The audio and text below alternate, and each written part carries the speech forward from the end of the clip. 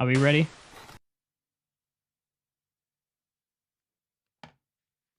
Are we ready to check this out?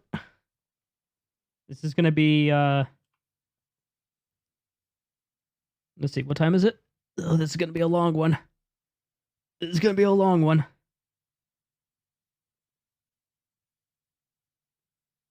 All right.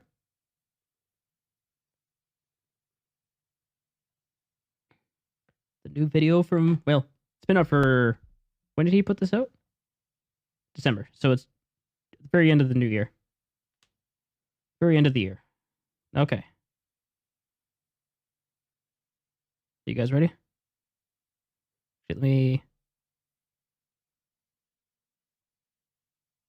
Okay, it's off already.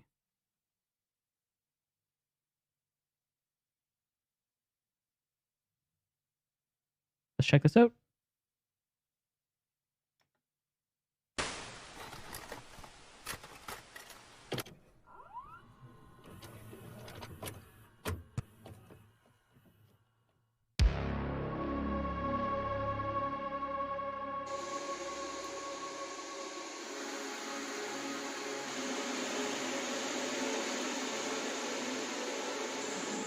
An obsession?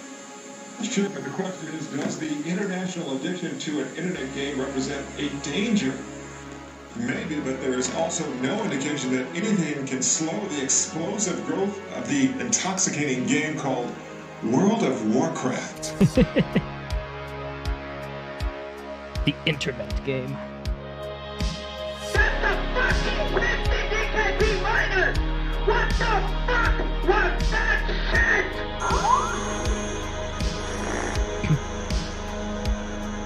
And by the way, you don't want to do that either. You think you do, But you don't.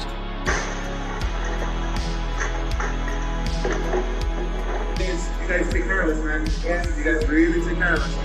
Oh, I take views all day, every day.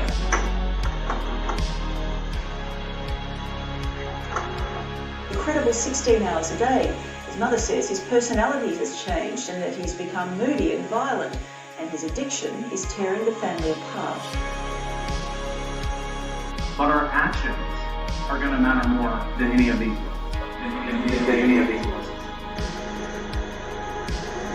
Is that the Hong Kong speech?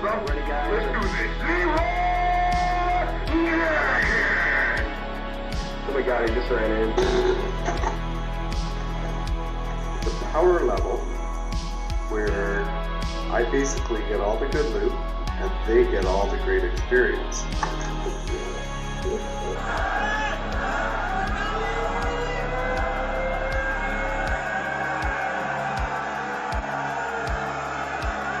You should have taught that as their motto. Which one? You think you do, but you don't?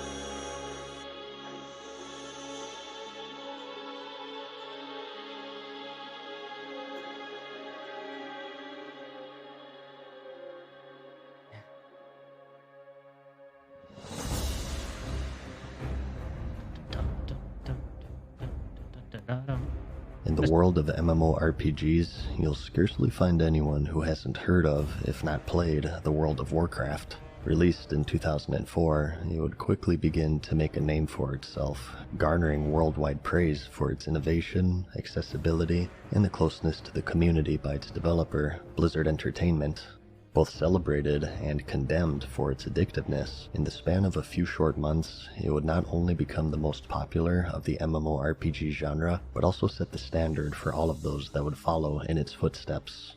Many would try, and over the course of 15 years, few would gain even a fraction of the player base of the seemingly unstoppable giant. Today, though, a much different picture is painted. What was initially considered inspirational in the world of game development now leaves behind a controversial history marred with what many describe as betrayal, deception, and squandered potential, leaving many asking the question, how? A snapshot of history of a world created within a world. A microcosm of mayhem, a virtual playground for humanity to show each other their best and their worst. This is the story of Blizzard Entertainment and their iconic MMORPG, the World of Warcraft.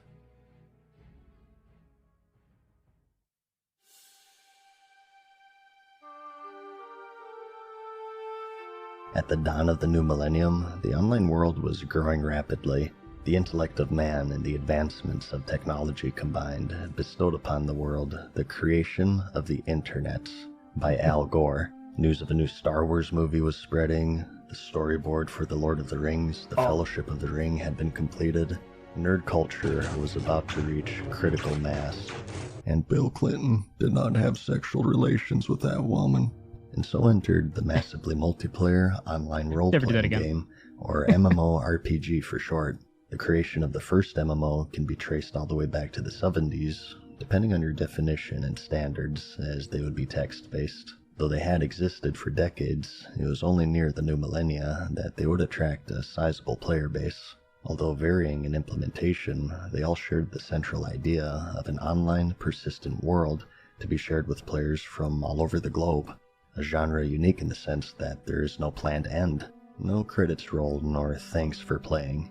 Did you ever play Star Wars Galaxies? I never got into that one, but I think I was too young when that was more of a thing. Same with the old days of EverQuest, because obviously we didn't have the internet to be able to play that back when, especially on console. Game content would be added as long as there are players playing, and the journey would only end when the player decided that it was over, a concept that was remarkably foreign to many at the time. In these early years, many would try their hand in breaking through the genre, and overall, it would contain a niche audience. Some were beginning to make a name for themselves though, such as Origin Systems' leap into the online persistent world with Ultima Online, Ultima's an made a return isometric lately fantasy game, memorable for its PvP combat in particular. Mythic Entertainment, who would later develop Warhammer Online, took their shot with the Dark Age of Camelot, a third-person take on Arthurian lore mixed with Norse mythology and high fantasy. Star Wars would make their debut into the world of MMOs with the 2003 release, The Star Wars Galaxies, an MMO with a more heavy focus on community and sandbox gameplay. And most prolific at the time was EverQuest in 1999 by Verant Interactive and 99 Studios, decrowning the previously reigning champion, Ultima Online. Just 24 hours after launch, it would quickly become the most subscribed MMORPG at 10,000 subscribers. Yeah, really. 10,000 was the most subscribed MMORPG at the time. It would eventually peak at over 500,000 years after its launch. I feel like that's more than Warcraft has right now. This would yet be a fraction of the potential that was hidden within the genre. A potential that had yet to be realized.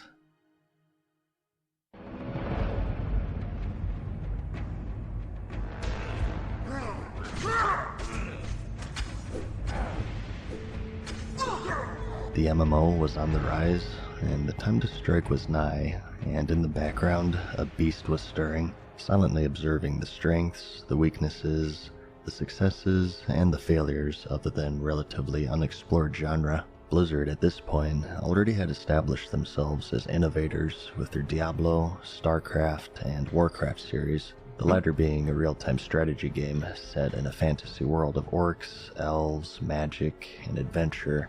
And having seen the success of other fantasy-based games such as EverQuest, the table was set. After halting development on an abandoned project, a small team of developers were left in limbo and were searching for inspiration on their next game.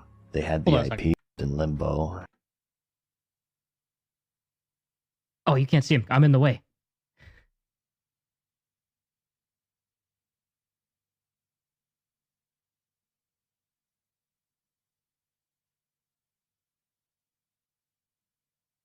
It's not a... right there. Right here. That's not a young J. Allen Brack, is it?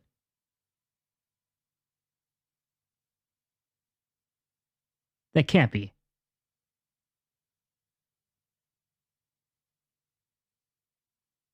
Oh my god. That's amazing. Microsoft owns everything now. We'll find out if that actually goes through. I've been hearing rumors that that might get blocked. And were searching for inspiration on their next game. They had the IP, they had the funding, and most importantly, the timing.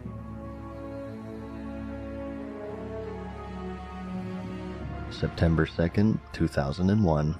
Long before Blizzard was big enough to hold their own convention, they held a panel at London's European Computer Trade Show, and it was then that the public for the first time saw the world of Warcraft. The origins of BlizzCon.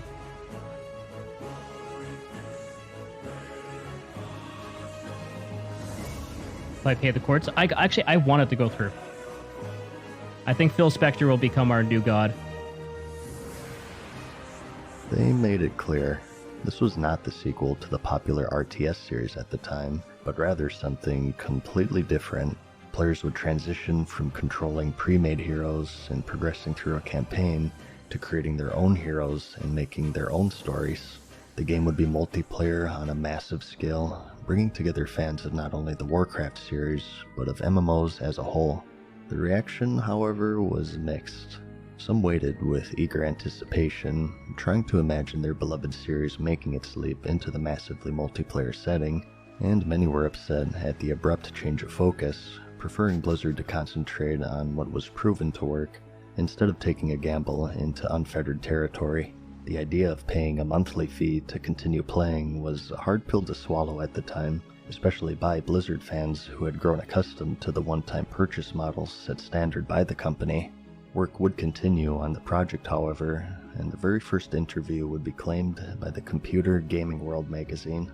By this time, EverQuest was the clear reigning champion, but the genre as a whole had one fatal flaw, and that's the learning curve. XP loss, gear loss, and even permanent character death were commonplace in nearly every game of the genre, and combined with the large time investment in playing, it cultivated a very niche and hardcore community, and the everyday casual player would quickly succumb to the intense difficulty and seek entertainment from other, more forgiving games. It was a genre with a focus on character progression, with death penalties centering around character regression and a steep learning curve to go along with it. However, this transitionary period would prove to be a key moment where players for the first time would leave single-player games that looked like this into this online sprawling world. They were incomparable to each other, and although it's funny to think now, it was an intimidating thing. The time investment was, and still is, incredibly high. You had to have a computer, you had to have a good enough graphics card to run it, you had to have internet, and you had to pay a subscription. The amount of hurdles standing between the average person and the game were already high, and combined with the unforgiving gameplay of the landmark titles representing the genre, it was just too much for the average person. But it was this person, this untapped market of new and casual players that Blizzard would set their sights on. World of Warcraft took a completely different style of approach during a time when XP loss was the bare minimum penalty. When I was using, it's like, before headsets, we didn't have headsets like, we now have with like Razer and stuff. And I had this old, my parents had this old learning program, and it was just the talk piece. So I'd have that strapped to my head with it with headphones over top of that, so I could use Ventrilo. God, that was uncomfortable. World of Warcraft made you simply run back to your corpse. One of the great things here is that when you die, and death is an inevitability in all these games, it's really not that big of a deal. All other online RPGs make death a really bad thing because dying should be bad, right?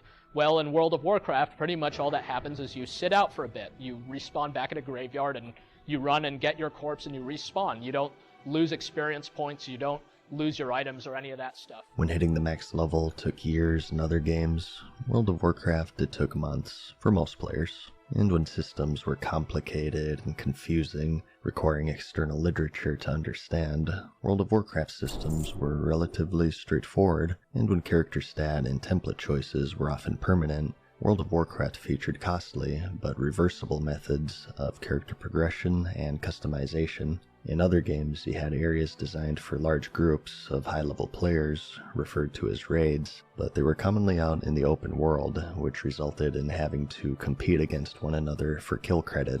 Due to this, there was a greater sense of urgency to complete the raid in its entirety in one sitting before any other guild had the chance to catch up and bring unwanted competition. Marathon sessions of guilds setting up 24-hour shifts was a common strategy to maintain dominion of these raids, in many cases to the detriment of the health of the players. This Final Fantasy XI boss was engaged for 18 hours until players were forced to quit after they began to faint and vomit. Though this boss in particular was nerfed shortly after the incident, this was the state of the endgame for most MMOs in these early stages. However, World of Warcraft had been one of the first MMOs to standardize instanced raids, where players and guilds could create their own unique raid instances, resetting on a weekly basis. And as for the raid bosses themselves, although today seen as archaic and simplistic, at the time they were quite advanced. In a genre where raid bosses boiled down to having a unique name with a higher health pool and increased damage, World of Warcraft would add unique, and often at the time, complex mechanics that required teamwork and thought to overcome, which in turn would become one of the game's major selling points. The worlds had NPCs, but were commonly static, whereas the world of Azeroth felt more alive with dynamic NPCs going about their daily lives. Simply put, what it didn't invent, it improved. MMOs were in a constant state of almost theirs, and World of Warcraft was the first one to bridge that gap and bring it into a more mainstream audience, and it reaped the rewards because of that. The game would continue development throughout the years, with teasers being released in the form of magazine interviews and trailers, keeping the curious onlooker abreast on its direction. And after a long alpha and beta testing period, the moment of truth came on November 23rd, 2004.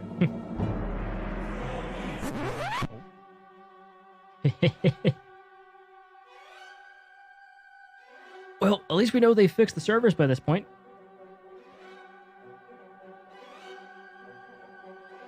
Alright.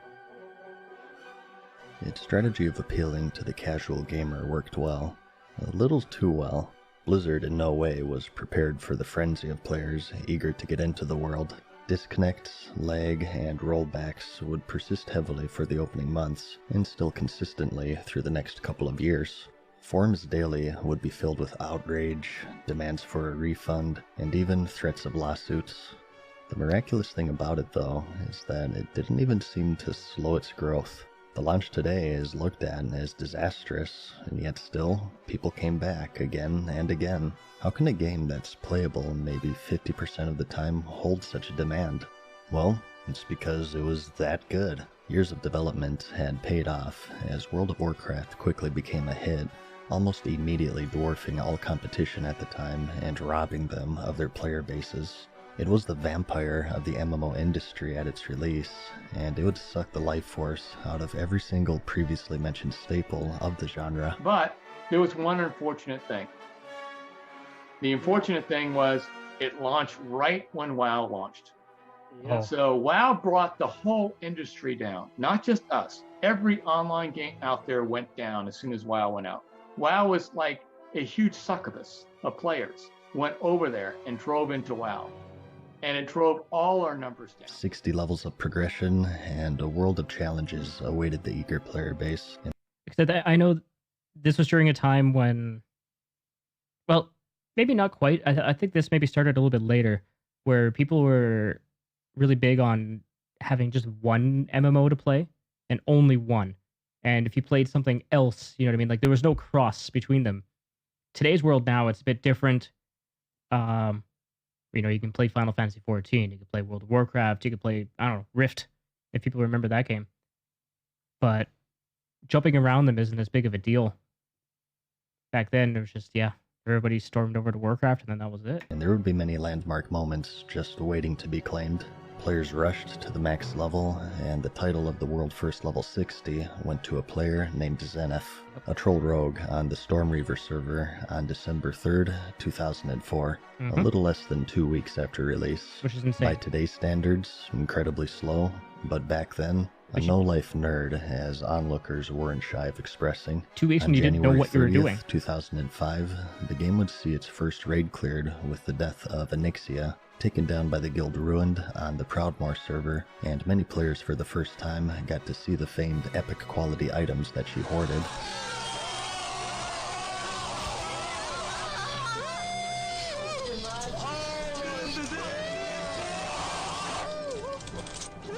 Blizzard would spend the following years perfecting their craft. As their subscriber base increased, so too did their budget, and more servers would quickly be added to support the booming player base. New patches would not only release new raid tiers, but also systems, items, and much more. And in May of the same year, the subscriber base would see its biggest surge for the next decade. Phase 2 with PvP. Okay guys, these eggs have given us a lot of trouble in the past. Does anybody need anything off this guy, or can we... One of the earliest videos to go viral in the world of Warcraft was created by the guild Pals for Life. The guild was strategizing on how to clear out a particularly tricky room in the upper Blackrock Spire raid. I think it's a pretty good plan. We should be able to pull it off this time. What do you think, Abdul? Can you give me a number crunch real quick? Yeah, give me a sec. I'm coming up with 32.33, repeating of course, percentage of survival. Oh, that's a lot better than we usually do. Alright, chums up. Ready, guys? Let's do this. Leroy Dragons! Oh my god, he just ran in. Save him! Oh geez, stick to the plane! Oh Jesus, let's go. Stick to the plane! And in the midst of the conversation, a group member, Leroy, charges in prematurely with reckless abandon, causing the death of the entire group. I can't move, am I lagging, guys? I can't move! What the hell? I can't aim! Oh my god. The eggs keep spawning! More respawning! I don't think you can cast with that shit. Oh my god. We got him. I got it. Pick it up. Come on, stay down. Oh my god. God damn it, Leroy. The video was later revealed chicken. to be staged, but nonetheless, it caught on like wildfire, and it was shared across multiple websites and forums, making it one of the first videos for World of Warcraft to gain viral popularity. Onlookers were intrigued.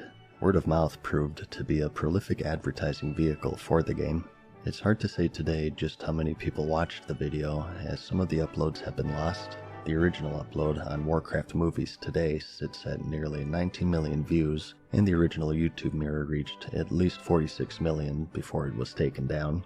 And surviving mirrors today sit at a total combined count of around 24 million.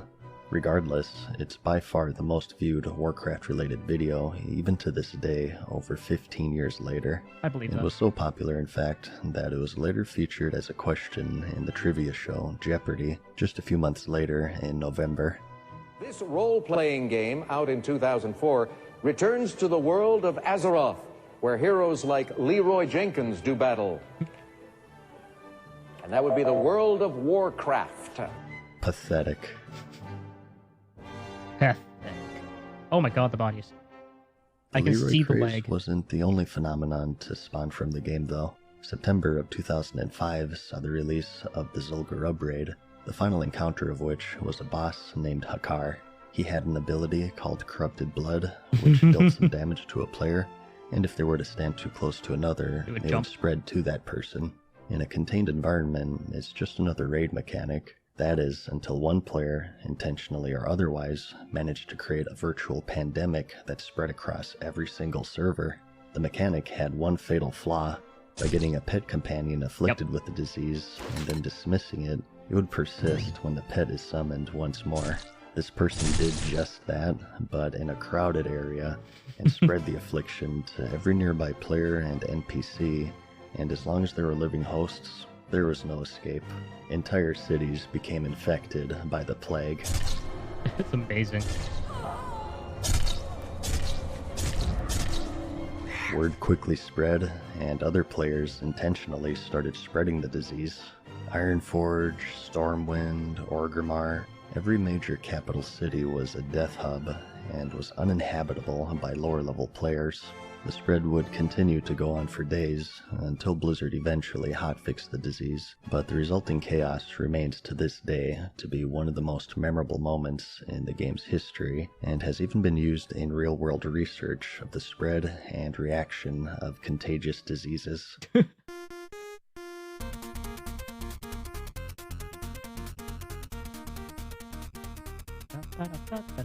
Though there are many memorable landmark moments in the game's history, some are more controversial than others. In 2006, on the Illidan server, a player by the name of Phajin passed away suddenly from a stroke, and in memoriam of one of her favorite activities, fishing, her guild had decided to host an in-game funeral service to pay one final tribute to her. Oh, what's the... I know they changed their name to the Westboro Baptist Church, but what were they called at the time? There were two problems, though. It was publicly advertised on the Realm forums, and Illidan was a PvP server where players of the opposite faction could freely attack one another. A guild, Serenity Now, saw the thread, and they felt that they would join in to pay tribute, but in a very different way. Having snuck through a nearby tunnel leading into the zone, an entire raid team prepared to crash the funeral. As players lined up to pay tribute to their friend, the raid quickly closed in on the location, and to make matters worse, in an effort to roleplay, many of the attendees had unequipped their armor and weapons, leaving them defenseless against the surprise onslaught.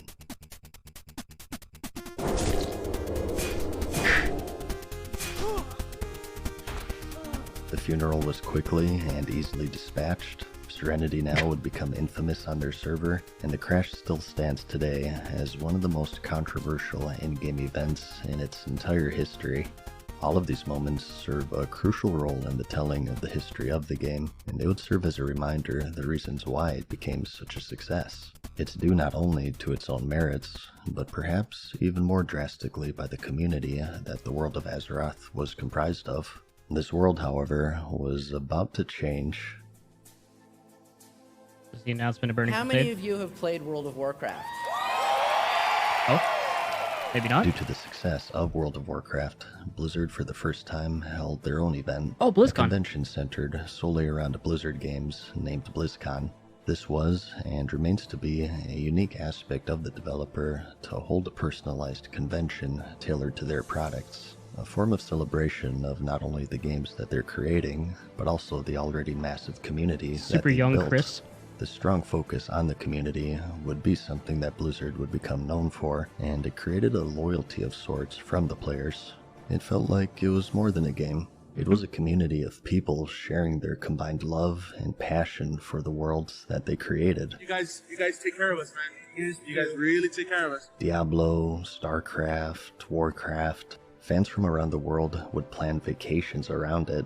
Longtime friends and guildmates would meet each other in person for the first time. I wish I could have gone to BlizzCon. BlizzCon as a whole would become a very crucial part of Blizzard's identity from this point forward. And in the very first convention, held in October of 2005, a bombshell announcement was unveiled. The world of Warcraft is about to get bigger with the release of its first expansion, the Burning Crusade. You are not prepared. That's nuts. That was only a year in that they did this.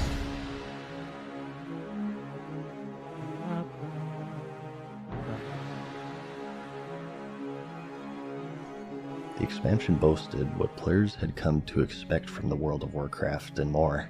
They would step into the world of the Outland and progress through 10 more character levels, new zones, talents, dungeons, spells, raids, races, a profession, a new PvP system, and much more. It would add on to and improve in just about every aspect of the game. But it's still 2005, and there's a lot of game left to conquer before players began worrying about their foray into the Outland. You about to hit there were Scarab Lord? dragons to kill and DKP to acquire.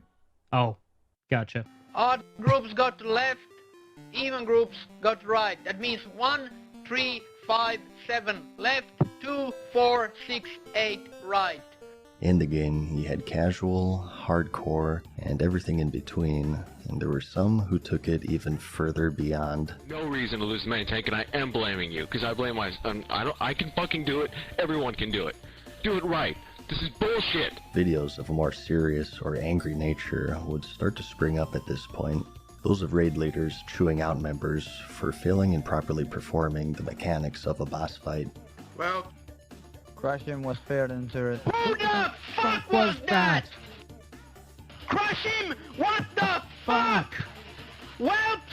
Left side! Even side! Many whelps! Now handle it! Fuck! The most prolific of which being Dives, the raid leader of the guild, Wipe Club. Onyxia at this point had been slain by numerous guilds, and after some unsuccessful attempts, one of the members decided to record what would later become one of the biggest meltdowns in history, the Onyxia wipe animation. That's a fucking 50 DKP minus! What the fuck was that shit?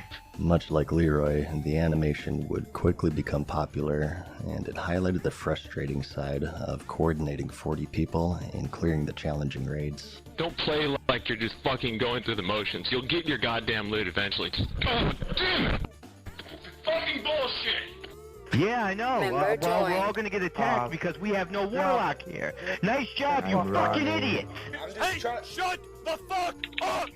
You stupid fuck! Stop! These videos would paint players in a much less flattering light, as many people would become so obsessed that they would shirk real-life responsibilities and fall out of contact with friends, quit work or school, and in the most extreme cases cause harm to the tech. Hold on, what? World of Warcraft stabbing. Jordan Oz something. Assaulted and stabbed in chest. Friends, quit work or school, and in the Jordan most extreme Osborne. cases cause harm to themselves or others. In Korea of June of 2005, the 4-month-old child of a couple would suffocate when left unsupervised for several hours as the parents were playing World of Warcraft in an internet cafe. That doesn't look good. World of Warcraft was coined, shedding light on the dark side of video game addiction, particularly that of MMOs and the consequences of obsession, something that the media was not shy of reporting, as World of Warcraft, due to its popularity, would find itself at the center of this war against video game addiction. Computer games, he's playing them an incredible 16 hours a day. His mother says his personality has changed and that he's become moody and violent, and his addiction is tearing the family apart. To many, it was more than a game. It was a virtual life with the graphical interface. It attracted people from all walks of life and blended them together in the chaos of this Oh, I remember that. This kid here, the one who died. Wasn't this on... Oh, it's 2005. Never mind. I thought it was Wrath of the Lich King. People from all walks of life and blended them together in the chaos of this online world. News of the Burning Crusade remained to be scarce, as it was still under NDA in the Friends and Family Alpha. A blog post teasing new features would be shared scarcely, but otherwise, it was still largely a mystery outside of what was shared at the 2005 BlizzCon. The excitement was palpable, and players from all over the world couldn't wait to get into the Outland. The beta test for the expansion started not too long after, as players got to discover and explore its features, and shortly after, World of Warcraft would become the focus of the cartoon series South Park with their Make Love Not Warcraft episode. The episode detailed the boys' fight against a hacker antagonist and their struggle with video game addiction. Mom, bathroom! Oh, that's a big boy, isn't he? Though on release, it was an instant success. Many years later, series co-creator Trey Parker detailed his worries with the episode, revealing that he even tried to get it pulled as he feared that it simply wasn't funny. But as history has shown, the episode would become an instant success. And how do you kill that which has no life, the series at this point now has over 300 episodes, it remains to be one of their most popular to this day. Looks like you're about to get pwned.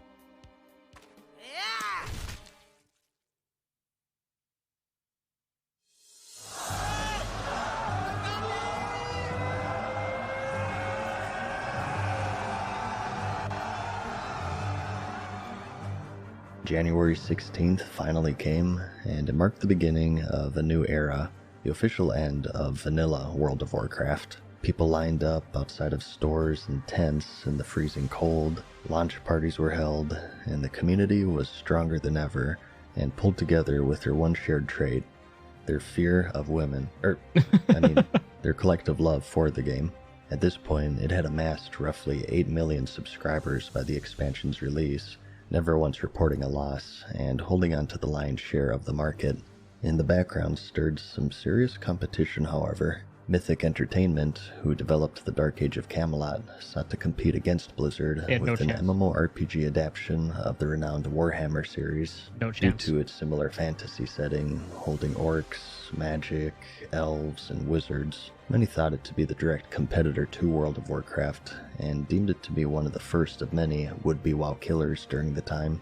Another such game was The Age of Conan, The Hyborian Adventures, developed by Funcom, who was mostly known in the MMO community for Anarchy Online in 2001. Its selling points would be impeccable graphics at the time, and a new and fresh combat system in a dark and visceral world, featuring the fatality mechanic, where players could execute each other in brutal fashion, often described as the Mortal Kombat of MMORPGs.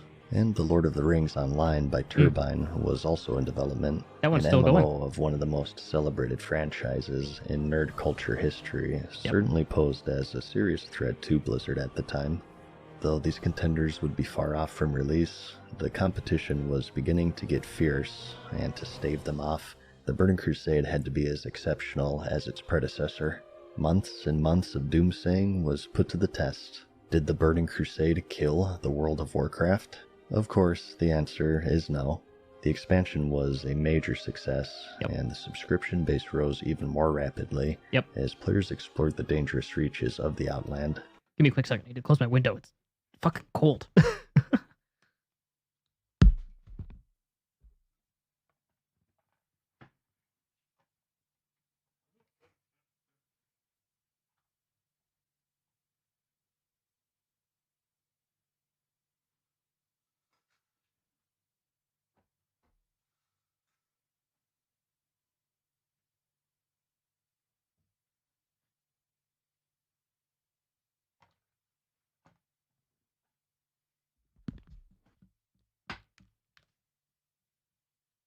Oh, headphones on backwards. So let's see, we're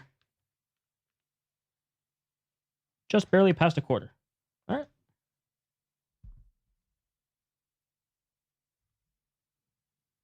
I think we can continue on.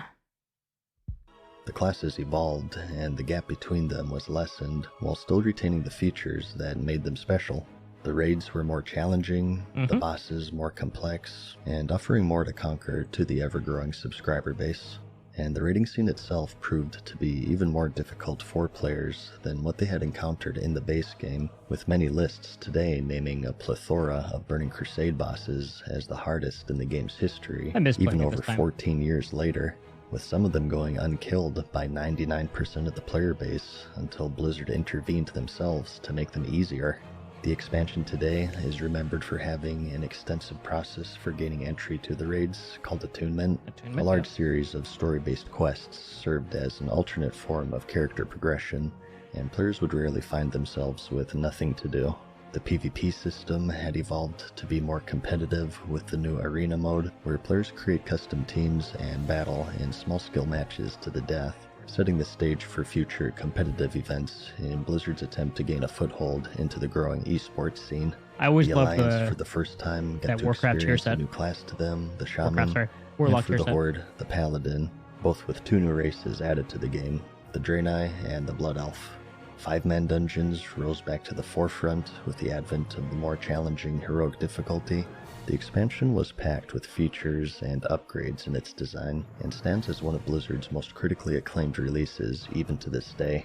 The Lord of the Rings also saw its release in 2007 to serve as competition for World of Warcraft, and although receiving favorable reviews at the time, it couldn't compare to the size and scope of WoW, selling under 200,000 copies in the first months of release, and dwindling shortly thereafter. The game does still run today, supported by a niche community, and is hovering around 40,000 active players at the time of this video.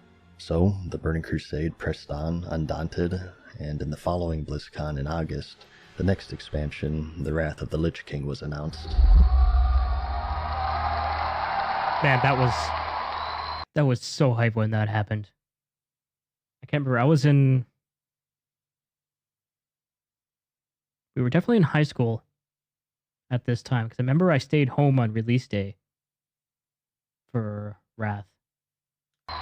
Players were teased of the land of Northrend, where they had once visited in the events of Warcraft 3. It's here where they would face off against Arthas Menethil as the Lich King.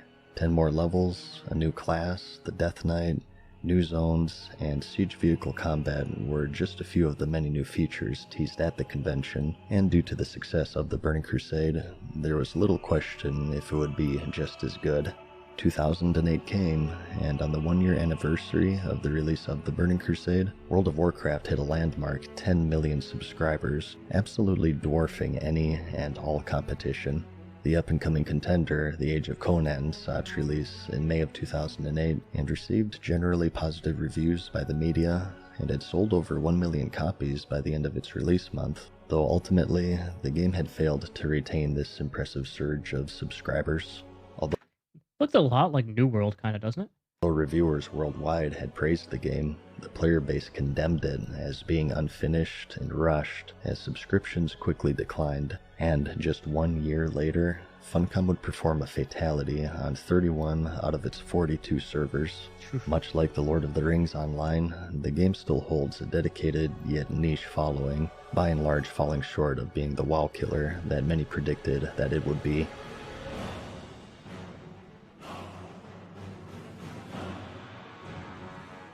In July, in a bombshell announcement at the height of the game's popularity, the power of the dark side could be resisted no longer, as Blizzard's parent company, Vivendi, announced a merger with Activision. Already having gained a reputation for excessive monetization and driving franchises and developers to an early grave, many were dismayed at the news, fearing that the same would become true for their beloved franchises, including the World of Warcraft. Along with EA, they would gain the reputation of exploiting the player base to the fullest extent, and spearheads today one of the largest focus on cash shops and pay-to-win game design. What? That never happened. 1 year later, in September of 2009, Activision Blizzard would release the paid faction change service, and 1 month after that, the paid race change service, along with in-game collectible pets. These services were seen by many as an affront on the integrity of the game, and although not terribly impactful by themselves, it was believed that they would serve as a gateway for more damaging paid services to be introduced later. In September of 2008, the release date for the Wrath of the Lich King expansion became set in stone for November of the same year. Just as it was back in 2006, the clock began ticking for players to finish their activities in the Burning Crusade before the content was made to be irrelevant, and due to the difficulty of the raiding scene in general, they had their hands full. There was quite a long drought between the final patch of the Burning Crusade and the launch of Wrath, nearly 8 months, but players didn't seem to mind. I still remember being in, where was it? In Area 52. And it was in Area. Is Area 52 the name of the? Yeah, Area 52 in Netherstorm.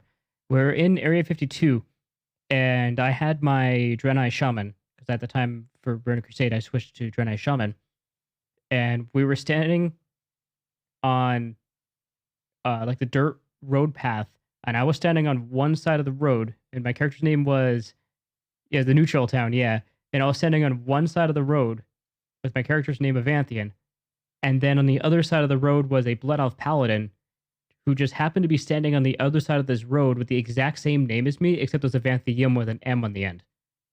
So we were both standing on the opposite side of this road, and I think it was a dwarf, was standing on the road and just goes, "Huh, you guys really did grow up on the opposite side of the street."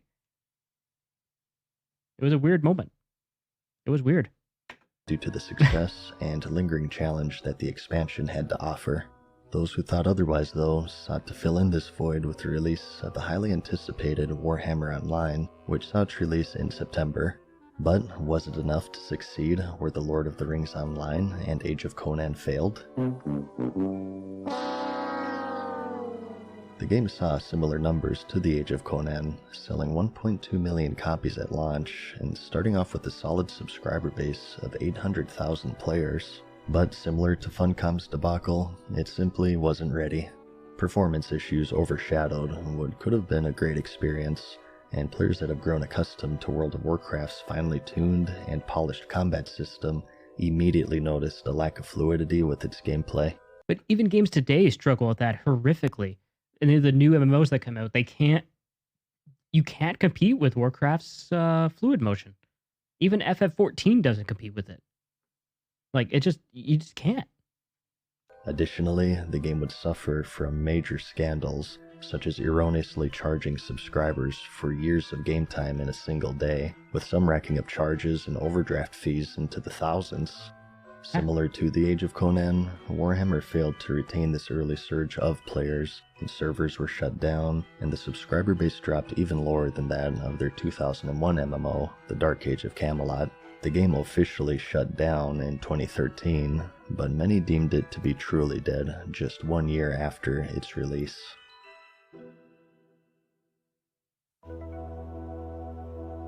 It was something they stumbled upon pure luck, and it worked. Hey, it works, but they did spend, according to this, shortly after years the Wrath of the Lich King expansion saw its release, and Blizzard would once more break sales records. Players charged into Northrend with new zones to explore, dungeons and raids to conquer, and a new class to discover. The Death Knight was what everyone expected and more. A lot more. Way too much, in fact, as many saw them to be far too powerful on release. They would later be tuned down in upcoming patches.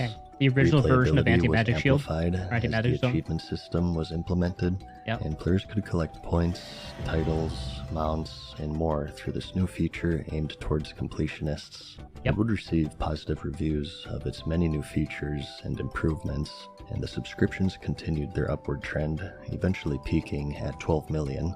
Just as with the Burning Crusade, it seemed to be unstoppable, almost half of Canada's population. It would be where the first sign of weakness showed.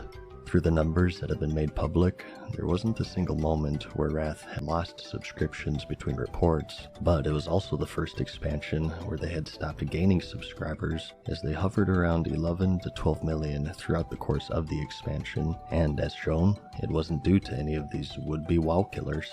In August of the same year, the raiding scene expanded in a big way as the third raid tier for the expansion. Arguably the turning point of World of Warcraft right here. All the Trial of the Crusader stuff.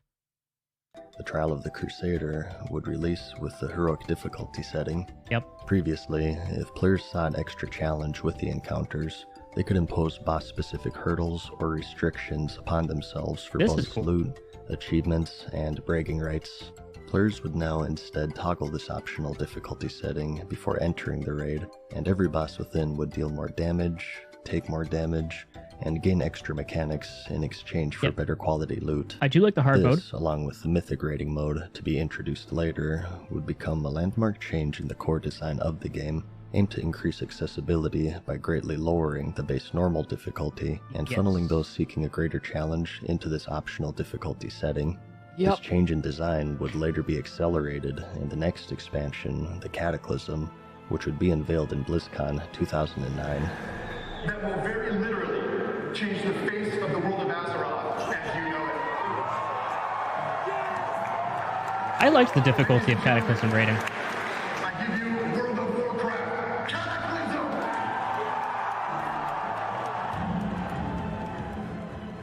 The world of Azeroth was about to change for good, as the entire old world was deemed to be outdated by 2009 standards. First patch it was good. This it was bad. It was villain, Deathwing, would ravage the eastern kingdoms in Kalimdor, reshaping them visually and mechanically by reworking each quest. Players would be able to explore all of these changes from the comfort of their flying mounts, which were now enabled in the old world. Leveling through Deepholm in the beginning was the so hard. for the Alliance and the Goblin for the Horde would also make their debut, as well as a reworked talent system.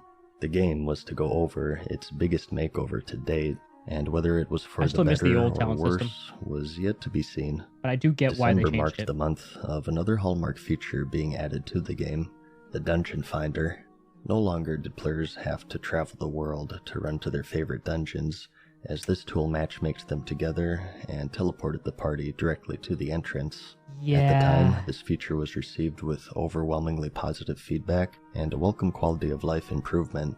Though restricted to players only on their server at the time of its launch, it would later be opened up to other servers, which had the unintended side effect of alienating the community from each other. Previously, having to manually... What was the quote? But in a community-driven... I think it's a quote by Barney, when he says, in a community-driven game that's evolved past the point of a need for community. Form groups had served as a critical and natural way for players to meet one another and make friends, and they would soon learn the downsides of automating the process. By handling the formation of the group automatically, social interaction was replaced with convenience, and the social aspect critical to MMO gameplay suffered as a result. By itself, this negative impact of the system would remain relatively minor, but in the coming years, players would notice a trend of eliminating these critical social structures in the name of convenience and at the cost of the game's sense of community, which many claim to be one of the biggest features to which it owed its success. Should have been a bulletin board system like they have now for LFG. Yeah, I'm sure in hindsight, hindsight is 2020. The community would also see changes outside of the game.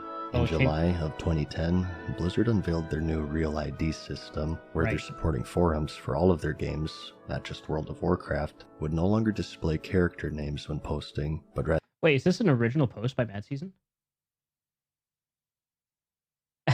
their real names tied to the account. Players and onlookers alike reacted with concern of Blizzard's disregard of basic privacy rights, deeming that their actions would essentially dox the entire forum community. Yeah. Doxing is the act of unearthing someone's personal information, such as their name or... Interest talking to dogs? Oh, never mind, talking to friends. I read that as talking to dogs. Address, with the ultimate goal of real-life harassment. Today, the advent of swatting shows the repercussions of those whose personal information was leaked. Yeah.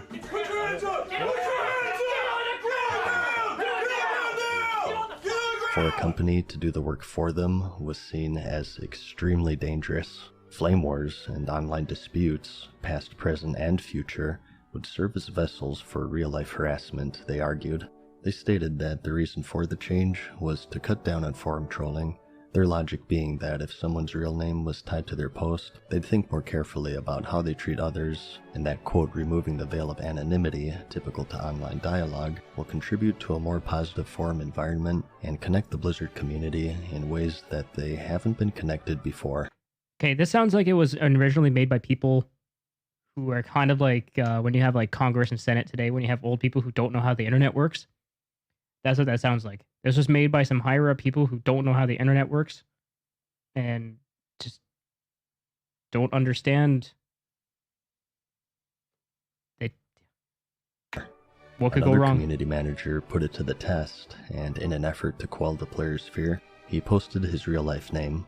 Within one day, players found and published his address, phone number, age, and took to placing false pizza orders in his name, and even placed death threats. Hey, if anybody wants to order me pizza, I'll take it. In ways that he's never been connected before. Shortly after, the co-founder of Blizzard, Mike People don't know who Twitter stepped is. in and announced that they had rescinded their plans of publishing the players' real names. In October, Blizzard pinned down a release date for the Cataclysm expansion, December 7th of the same year, and despite the controversy, the game in October would reach its peak subscriber count of 12 million. The holidays came, and the Day of Reckoning was at hand. I was there. And the World of Warcraft would suffer Cataclysm in more ways than one. I still have In my box addition for to the Cataclysm. retuned Old World, the And my talent original, too. system would also see an overhaul, altering the traditional freeform 3-tree talent system into specializations. Players would be forced to pick just one, and to lose access to many spells iconic to the other two. They had to make the switch, though. Like, I do get it, because it's before they did the level squish. If they had to do the level squish going into Cataclysm, they could have kept the original talent system. But when it was going forward, that especially at the end of Wrath, where you had access to basically an entire talent tree plus half of the next, they kind of had to make the switch because you had too many hybrid specs going on. Because even when at the end of Wrath of the Lich King, I was maining Frostmage in Cartoons Network guild, so Cartoons, if you know that mage, in his personal guild, and I was able to run twos with Cartoons with instant Pyroblast as a Frostmage. The trees as a whole would also be simplified, and the amount of points to invest reduced. Class and item balance in general would also be at the forefront of changes in the expansion, mostly through the form of removal. Spell ranks were removed, and all abilities now just had one rank that scaled with your level, and were trained automatically, and much more. The Cataclysm expansion is seen by many to mark the point when the RPG and MMORPG was made to be lowercase, as it transformed into a much simpler version of an already straightforward game. When it changed to mainstream. As World of Warcraft strayed further and further away from its social and RPG roots, a community of private server players would grow larger and larger with each expansion. Independent groups took to hosting past versions of the game, the most prolific of which being of its original state, referred to as vanilla.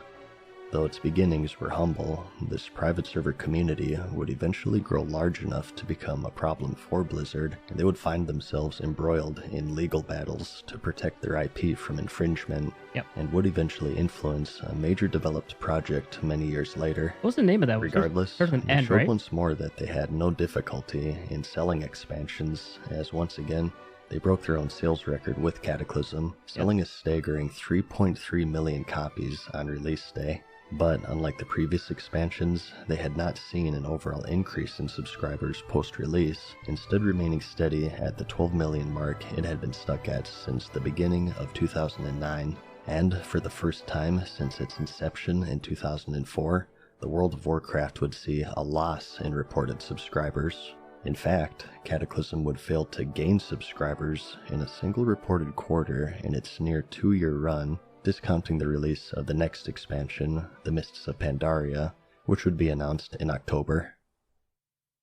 Mists of Pandora was a lot better than a lot of people give it credit for. It was a very unique expansion. It had a lot of cool stuff. The reaction would be very mixed. The theme of the expansion was so unexpected that many thought it to be an out-of-season April Fool's joke. Players would explore the mysterious world of Pandora with a new race, the Pandarin, and a new class, the Monk. Dungeons were getting a special challenge mode to bring relevancy once more to 5-man content, and scenarios would be queuable micro-dungeons designed for 3 players, and the pet battle system was also implemented, a minigame reminiscent of the popular Pokemon franchise. I like the pet battle system. As for the talent system, it would be simplified even further into the tier system, offering more impactful choices, but at a reduced quantity of just 6 points to invest. And, most controversially, cross-realm zones would eventually be implemented, where players of differing realms would be able to see and interact with one another. Due to the falling subscriber base brought on by the Cataclysm, there were far too many servers running for the dwindling player base, and as a result, the worlds were starting to become barren. By grouping servers together, Blizzard aimed once more to breathe life into the world of Azeroth. While many looked at the expansion as something new and fresh, many more would be immediately turned off by its aesthetics, and due to the downward trend in subscriptions, skepticism if it would be a success was at an all-time high. This was still far into the future though, and the current focus remained to be Cataclysm, which at this point was still steadily losing subscribers. In November, along with the final raid, Dragon Soul, the LFR system would see its release. Similar to the Dungeon Finder released in the Wrath of the Lich King expansion, this would allow players to matchmake with others in a queue-based raiding mode, doubling down on their design of trading away critical social and RPG functions for the sake of convenience and accessibility. To accommodate for the increased disorganization that came with queue-based matchmaking, the difficulty would be lowered even further than that of the base normal difficulty. It was from this point forward that players no longer needed to even join a guild to experience the endgame content. They didn't need to read strategies, and they didn't even need to speak a single word in fact, as Blizzard deemed it an issue that 100% of the player base were not completing these raids in their entirety. The accomplishment of clearing a raid would be more accessible than ever before, but as a result, the accomplishment would mean nothing from this point forward. Exactly. During this time, another would... That's the whole idea for like why Dark Souls, is as popular as it is. The dopamine release for when you actually manage to pull it off. LFR for casuals was fine. Yeah, I agree with that. It was when they started forcing you to do LFR became the problem. Oh, like you mean like they're questing and stuff like that when it forced you to actually follow that? The WoW killer was beginning to generate interest. Star Wars Galaxies at this point had been shut down in order to bolster the subscriber base of Star Wars: The Old Republic, developed by BioWare and published by... It would be attempt number 2 for Star Wars on a SWTOR was massively fantastic. multiplayer scale. This installment promised a unique and fully voice-acted campaign for each of their classes, a space shooter Not fully voice acted for each of their campaigns, fully voice acted for goddamn everything. And still to this day, everything is fully voice acted with everything that they did. It is easily like it's still, to me, it's the best like questing I've ever seen in an MMO. Nothing compares to SWTOR's questing. component with a customizable ship, a thriving endgame for PvE and PvP, and perhaps most importantly, it was during the first time where the reigning champion showed weakness. While ultimately the previous contenders failed on their own merits, it can be argued that the tremendous success of the World of Warcraft during their debut certainly made them look worse in comparison. Now that this weakness was showing though, the timing was ideal. Would the Old Republic succeed where its predecessors failed? Ex-subscribers, disillusioned with the direction that the game had taken throughout the Cataclysm, looked at the Old Republic as the true successor this time. If Players SWTOR have been doomsaying the imminent had the demise fluid motion of World Warcraft, ever they could have since won. its launch in 2004. I believe that. Only this time, the game's downward trend would support their claims. So, the moment of truth came, the launch arrived, and like many other MMOs before it, the Old Republic launched too early. In an attempt to release it during the holiday season, it was rushed out and would suffer from technical issues, game-breaking bugs, and questionable design decisions, most notable of which is their use of the hero engine, which proved to be poor in an MMO environment. There would be a short delay between a player casting a spell and that spell actually landing. Yep. Deaths too. There was a weird thing with deaths. An issue they attempted to rectify by tying an animation for each ability to make it seem more natural. As a result though, the combat felt very sluggish and awkward, and those used to the crisp and smooth nature of the World of Warcraft's combat system noticed a huge and immediate downgrade in quality. This, combined with other disappointing features, such as their spaceship component being entirely on rails, hindered its success in its crucial launch period. The spaceship The game combat had stuff sold wasn't that over bad. 2 million copies and held 1.7 million subscribers, which was around a sixth of the World of Warcraft subscriptions at the time, the closest that any recent MMO came to rivaling WoW's popularity since its launch in 2004.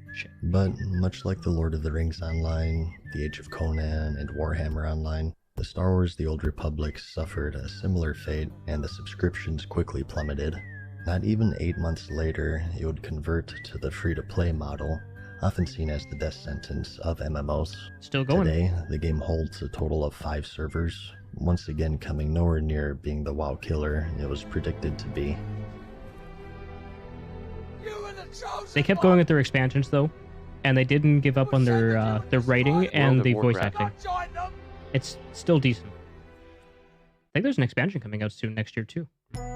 Or this year, I guess. What is that? Time marched on, and the Mists of Pandaria expansion would release in the month of September, and for the first time since the release of the Wrath of the Lich King expansion, they saw an increase in subscriptions, though the eagerness of the player base was notably diminished, as this would be the first expansion to fail in breaking sales records for Blizzard upon release, falling 30% below than that of Cataclysm.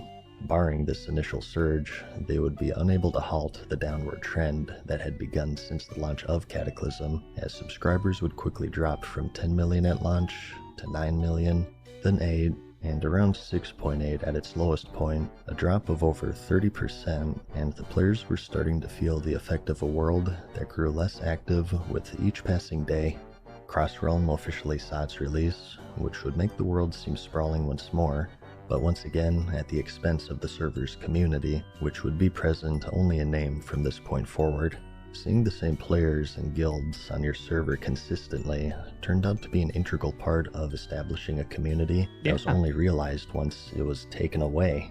The world once more had players in it, but due to the large amount of servers that would be grouped together, players scarcely saw or recognized other players from previous adventures. The basis to form a community. And that actually causes people to be more of a dick to other players because you assume you're never going to see them again, so who cares? Which had been a key reason for its success, was now a distant memory. The world was in a predicament, and Blizzard had a difficult problem to solve. A nearly empty world with little community, or a full world, ironically enough, with no community. Though innocent enough on launch, Crossrealm is seen today as a necessary evil for a problem, which true solution lies in recapturing subscribers now lost. An issue that Blizzard would struggle with for years to come, as the once iconic MMORPG now barely resembled an MMO due to its destroyed social structures, and barely an RPG due to its abandoned RPG elements, which would be taken a step further in March of 2013 as the game saw another major change with its first instance of forged loot. Released with the Throne of Thunder raid, loot had the potential to have an increased quality, regardless of the difficulty at which the players defeated the bosses. Having previously lost longevity in the raiding scene through the reduced base difficulty, they had hoped to regain it via randomized loot. And although it was relatively tame at the time of its release, this forging system would later be seen by many to get out of hand and help diminish and confuse the reward structure that had been standard for the game for 8 years at that point. Time passed, patches released, new raids and systems debuted, and much changed with the expansion in the year of 2013. Siege of Orgrimmar was pretty good, though, was this ongoing downward trend of subscribers. In BlizzCon 2013, Blizzard would announce its next expansion, the Warlords of Draenor. The player base would journey back to the world of Draenor, WoD had so much potential before it was corrupted into what they knew as the Outland in the Burning Crusade expansion.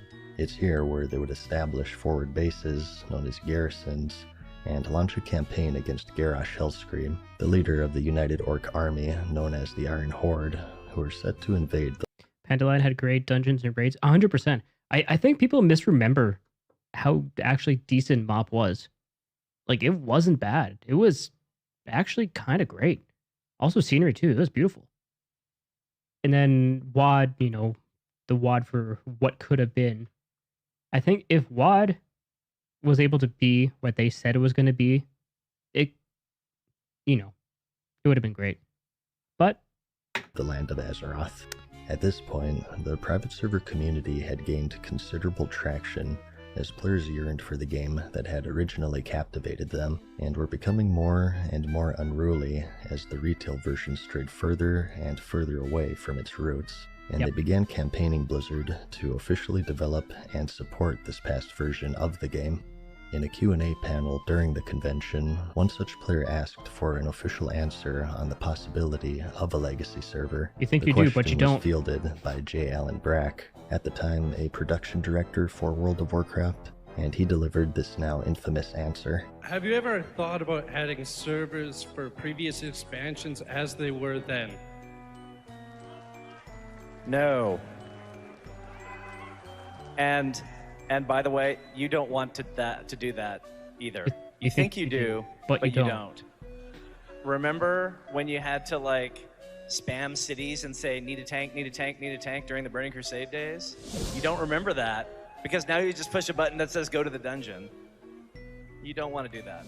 Though the quote would draw immediate ire of the legacy community, it would prove to be an integral moment in its development, serving as a rallying cry of sorts, and bringing more and more attention on the possibilities of developing such a version of the game. The answer was seen as dismissive and out of touch. Yeah, it was dismissive. He had a shit-eating grin when he said it. Servers at this point had grown to new levels of popularity, and with this dismissive answer, the questions started turning into demands and discussion of its viability or not, and served to fan the flames of a community becoming increasingly disillusioned of the World of Warcraft and Blizzard in their current state. Yeah. This. As the players were leaving, Blizzard had sought to recover financially through an increased focus and impact of their cash shop, and against all assurances previously made shortly after their merger with Activision, they would finally turn the corner in December of 2013 and officially implemented the cash shop in-game, and along with it came the most impactful service to date, the level boost. Leveling was now skippable, as players could pay $60 to immediately be fast-tracked to the maximum level and jump right into the endgame. By and large, the most impactful paid service at that point. What was at one point seen as a cornerstone of MMO design was now skippable through an officially endorsed service. Well, the problem is, like, when the game was designed, it turned into, I'm sure you guys have heard, like, you know, the expression for the game doesn't start until you hit max level. But when the entire expression is based around the game doesn't start till you hit level cap, then it makes sense that they want to push everybody to level cap. But consequence and investment, you know, picking a class, investing time into it, leveling it, and learning it were thrown away, sacrificed like many other features for convenience, accessibility, and short-term financial gain, further damaging its already crippled RPG design. The backlash was immediate, but little did players know, it was just the beginning, and the standards of paid advantage in the game would sink lower and lower in the coming years. Time passed, and two things remained constant: a decrease in subscriber count and stagnation. The final major patch of the expansion had released in September. But at that point, leveling was so fast and matter. Yeah. Well, they caused that outcome to happen themselves, right? When you add a new expansion that only adds on to the end of the previous expansion. So it makes sense when you have new people, they want to accelerate through just to get to that section. I mean, it's not like Warcraft's guilty of that exclusively, but and then because then the leveling part wants to be skipped so you can get to where the new stuff is, where your friends are. Of the previous year, 2013, and other than the addition of the level boost, the game saw no updates until the Warlords of Draenor pre-patch in October of 2014, an astounding gap of 13 months in the game's development. This had marked the longest drought yet, and subscribers fled the game in record numbers, as the Mists of Pandora failed to retain the migrating player base.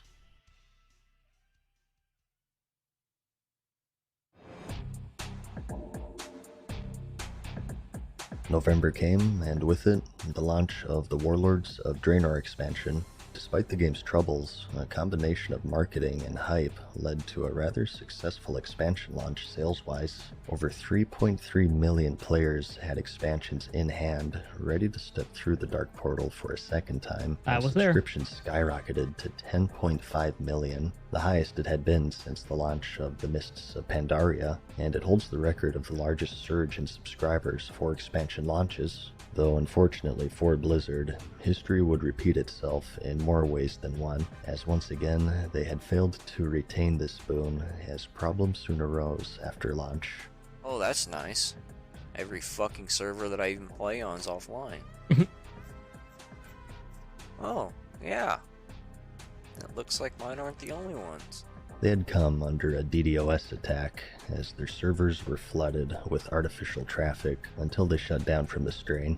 This would go on for several days as law enforcement investigated. How many times did they have a DDoS attack? Meanwhile, though, players would become increasingly frustrated as the game remained to be mostly unplayable. The culprits were eventually stopped. They had one for the Burning Crusade as well, right? Like the game experienced its worst launch since its initial release in 2004. What's more, once the issue subsided, players were met with what is now widely considered to be one of the worst expansions in the game's history. The main feature of the expansion, the garrison system, isolated players in their own instance, where they could recruit followers, start an herb garden, mine and craft, and even use the auction house with the correct buildings. Don't even have to leave your own home to find herbs. It served as yet another feature to alienate an already fractured community from each other, and the game at times seemed as if it was single player, a problem made worse by the massive hemorrhage of subscribers that was yet to come. Just as how the expansion broke subscription records on launch, it also broke records for lost subscriptions shortly after, as players saw little enjoyment from what was eventually ousted as an unfinished expansion, as many of the features previously teased would be left on the cutting room floor. I had my most fun raiding though in WoD. 2 major cities, battlegrounds, another zone, and even an entire raid tier, to name just a few. Time between patches would grow even larger, and the patches themselves delivered less content. The expansion held a total of just 3 major raids throughout its entirety. I will say though, while it had the least amount of content, the least amount of raids, I still kind of think the WoD raids are some of the best raids that has ever been in Warcraft. All three of them are absolutely fantastic. There's no flaws with them, especially Blackrock Foundry. With every expansion preceding having at least 4.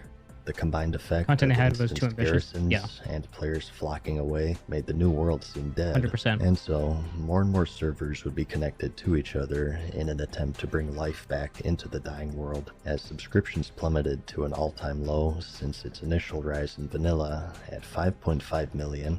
It was announced shortly after that they would no longer report subscription numbers, stating that there are better indicators of business performance. I do get that. The message was clear. Where they had lost revenue in subscriptions, they gained several times over via the paid level boost. Success was no longer tied to a healthy player base, but rather revenue, and although looked at today as an embarrassing period in the game's history, financially it lifted the developer to new heights. Combined with other cash shop services, the level boost and the Warlords of Draenor played a large role in Activision Blizzard's best financial quarter to date. The influence of the cash shop now fully realized, it would be taken a step further in March of 2015 with the addition of the WoW token, where players could exchange real money for in-game gold, or on the other hand, use gold to purchase a token to pay for the subscription fee, or convert it into a balance only spendable on Blizzard products. Regardless of the method, it would prove to be a massive commercial success for Activision Blizzard. Not that bots don't break the record economy, but this profits really during breaks the record economy. low subscriptions. A long time had passed since the cash shop's initial rise in 2008. Those who warned of the dangerous path that World of Warcraft was set on saw their predictions unfold slowly over the course of several years. At this point in the game's history, it was possible to buy levels, it was possible to buy currency, and with this currency, you could buy items and even services from other players, such as raid or arena carries, and the list of things that you couldn't buy was now far shorter than the list of things that you could buy. It was at this point that the game was deemed by many to be pay to win, as real-life purchases now had a clear and heavy impact on the power levels between different players. Behavior that previously warranted suspensions was now officially endorsed and advertised, and any semblance of integrity the game had left was abandoned. Though at this point, subscriptions were no longer being reported, morale of the game's future continued to decline.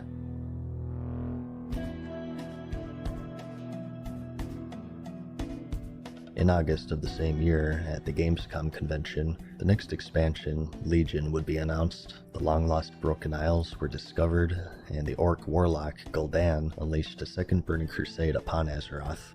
It would feature a new class, the Demon Hunter, Legion was a good many expansion. supporting systems such as powerful and unique artifact weapons. It was in the right that players direction. could obtain and level up as an additional form of character progression. Each class would have a story-driven Order Hall campaign questline. A new legendary system would be added, where for most activities in the game, players had a small chance Legion was very to good. obtain I had a lot of powerful fun in legendary Legion. items to further enhance their characters. Daily quest hubs would be replaced with world quests, offering a greater variety in daily activities, which had become standard for several years, and the Mythic Plus system, an infinitely scaling timed challenge mode to bring dungeons back once more as a focus of endgame content.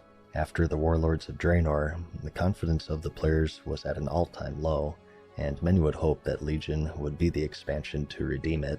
Although subscription numbers were no longer being reported, it had tied the release day sales records set by Cataclysm several years prior, selling a total of 3.3 million copies on release. Quarterly investor reports would also I do wish provide I played promising data Legion on the overall reception more of the Legion during the time. expansion, suggesting higher playtime per player.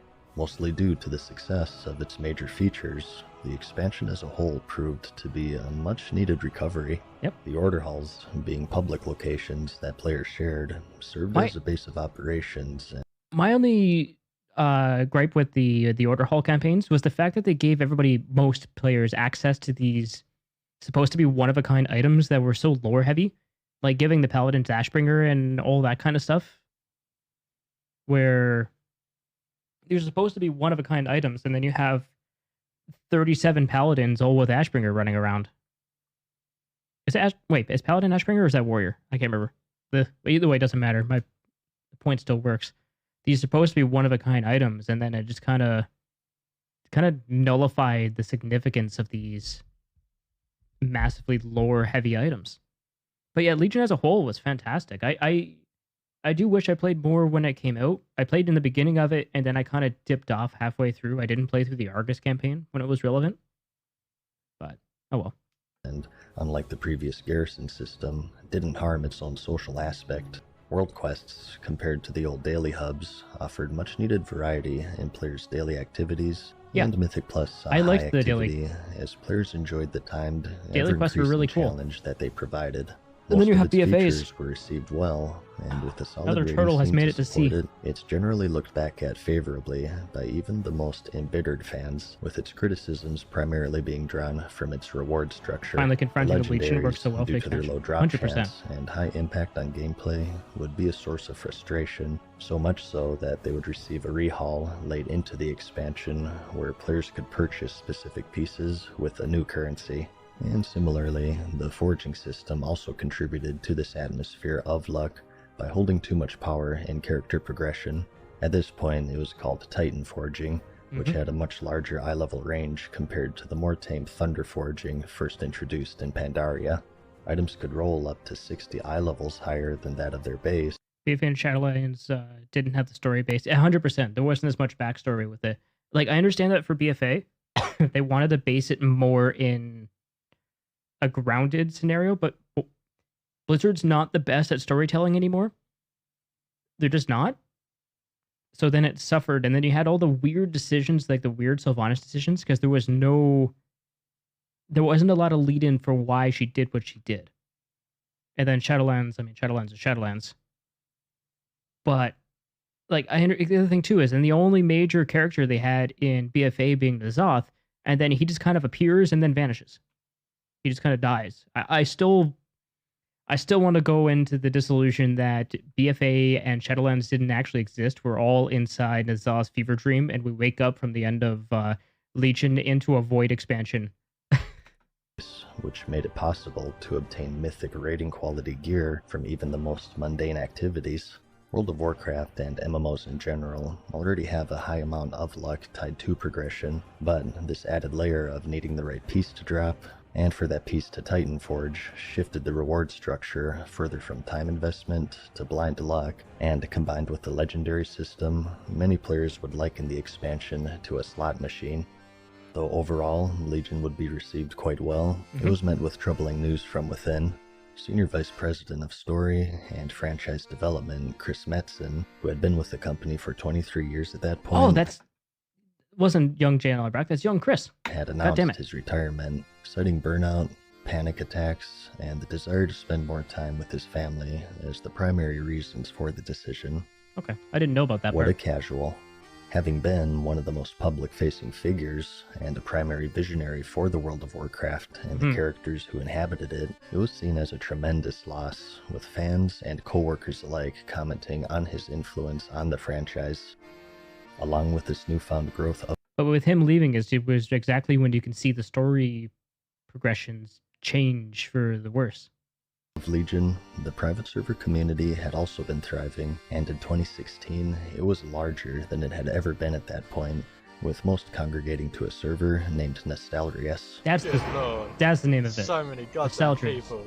This is literally, the server's been up for about 10 minutes, and people are just entering, and this is the scene. The server had been hosting over 130,000 active players worldwide, an impressive feat for a game that users had to seek out on their own. Their success proved to be their downfall, however, as in April of 2016, Blizzard had sent cease and desist letters for those responsible for running the server, threatening legal action if they refused to shut it down. I personally had a private investigator hired to track me down by a legal firm that represents Blizzard.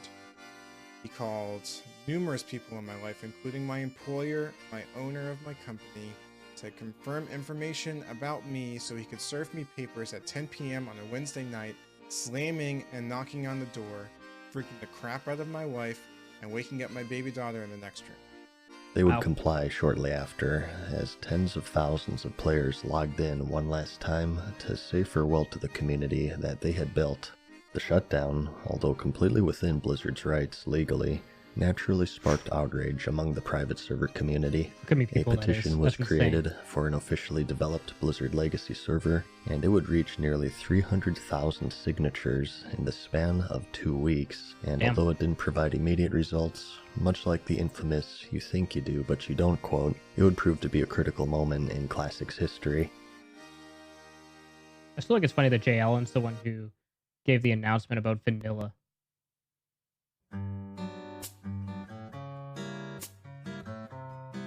The next expansion would be revealed at BlizzCon 2017, and players learned of the battle for Azeroth. Having thwarted the Second Burning Crusade, the Horde Alliance now...